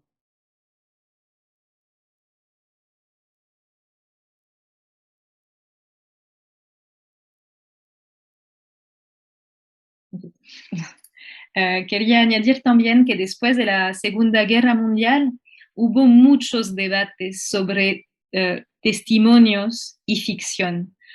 Y un buen ejemplo es el de Primo Levi, quien rechazó la ficción y dio a su relato la forma la más fidedigna posible con su experiencia, con la realidad. Lo hace por respecto a la experiencia de esa guerra y también para dar una huella, un testimonio lo más fidedigno posible para posibles procesos, juzgamiento, para que la justicia tenga no formas ficcionales, sino verdaderos testimonios. Con esas preguntas, un trabajo interesante es el que puso en el chat Juliette, los de Annette Viviorca, y en esa obra, Annette Viviorca interroga la evolución del testimonio con la Segunda Guerra Mundial, después de la Segunda Guerra Mundial, pero se puede poner en relación esa demostración de Viviorca con lo que pasó antes y justamente con esos debates de los años 20 y 30 que permiten como poner en tela de juicio el uso de la ficción para hablar de la guerra. O sea que muestra que a veces la realidad sobrepasa la ficción, que la realidad es aún más increíble que la ficción y por eso ya la ficción no puede dar cuenta de la realidad. Todas esas preguntas ya nacieron en el periodo de entreguerras. Bueno, muchas gracias nuevamente, Juliette, por esta conferencia tan inspiradora, tan interesante, por permanecer levantada a esta hora de la madrugada francesa y por la generosidad de tus respuestas a las inquietudes que te planteó la audiencia. Muchas gracias realmente. Gracias, Elodie, también por tu trabajo de traducción impecable y en tiempo real, en este último tramo sobre todo. Y gracias a los asistentes. De manera que los despedimos y esperamos poder contar con su participación en nuestro próximo evento. Ya los mantendremos informados sobre eso. Muchas gracias y buenas noches. Merci beaucoup. Gracias. Merci Juliette, c'était très intéressant. Et merci à toi pour cette traduction. Vous êtes bercée par l'espagnol.